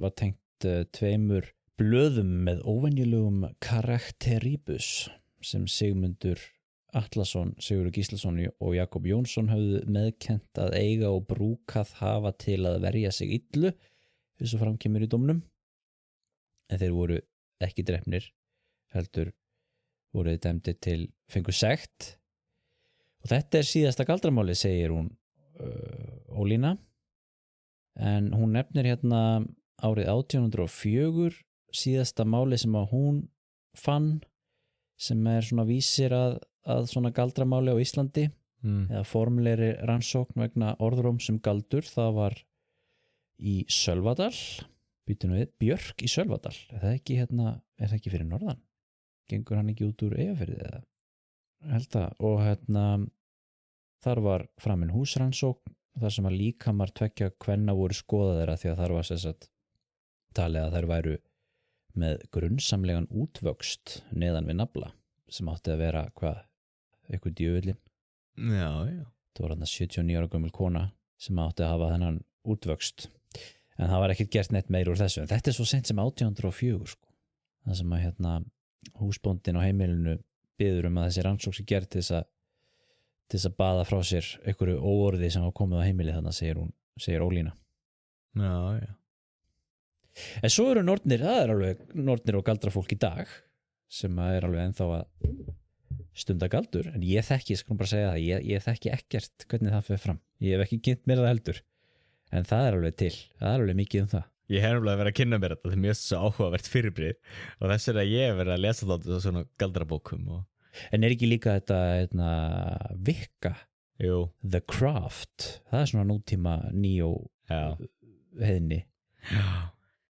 Já, gengur út þetta. Og það er líka svona skotið inn að það fléttar líka saman með því að sumir hafa haldið fram að þetta sé svona einhver svona forsöguleg trú Evrópu. Já. Þannig að margir sé vilja að þú komast fram hjá kristninu og vestarrætti menningu og svona vilja kasta því öllu á glæ og teygja sig aftur til þessar forsögulegu trúar sem á að hafa lifað einhvern veginn upp í gegnum árhundruðin og meðal annars var þá kirkjan að berja á þessu í galdrafárun og svona en það er ekkert annað, það er áhugaverð kenning en það er ekkert engi fótu við því, það er bara tilbúningur en það er alltaf margir sem var að búa til allavega síðan tengingar og meðal annars í Bretlandi það er Vikka og mikið sér rætur sem rekja þar á það til svona 1920-30 og þannig. Já. Þetta er áhugavert. Já. Herðu, galdrafárið, spennandi dæmi. Við kannski látum staðanum í hér. Jú, þetta komið gott, er ekki búin að 2 tímar. Já, nákvæmlega. Það er þetta að hafa sambandi okkur á sögurskoðun@gmail.com, endilega fara og like okkur á Facebook og svo framvegis. Að því sögðu, þökkum fyrir okkur hér í hlaðvarpinu Sögurskoðun í dag og snúum hér aftur í næsta þætti. Verið sæl.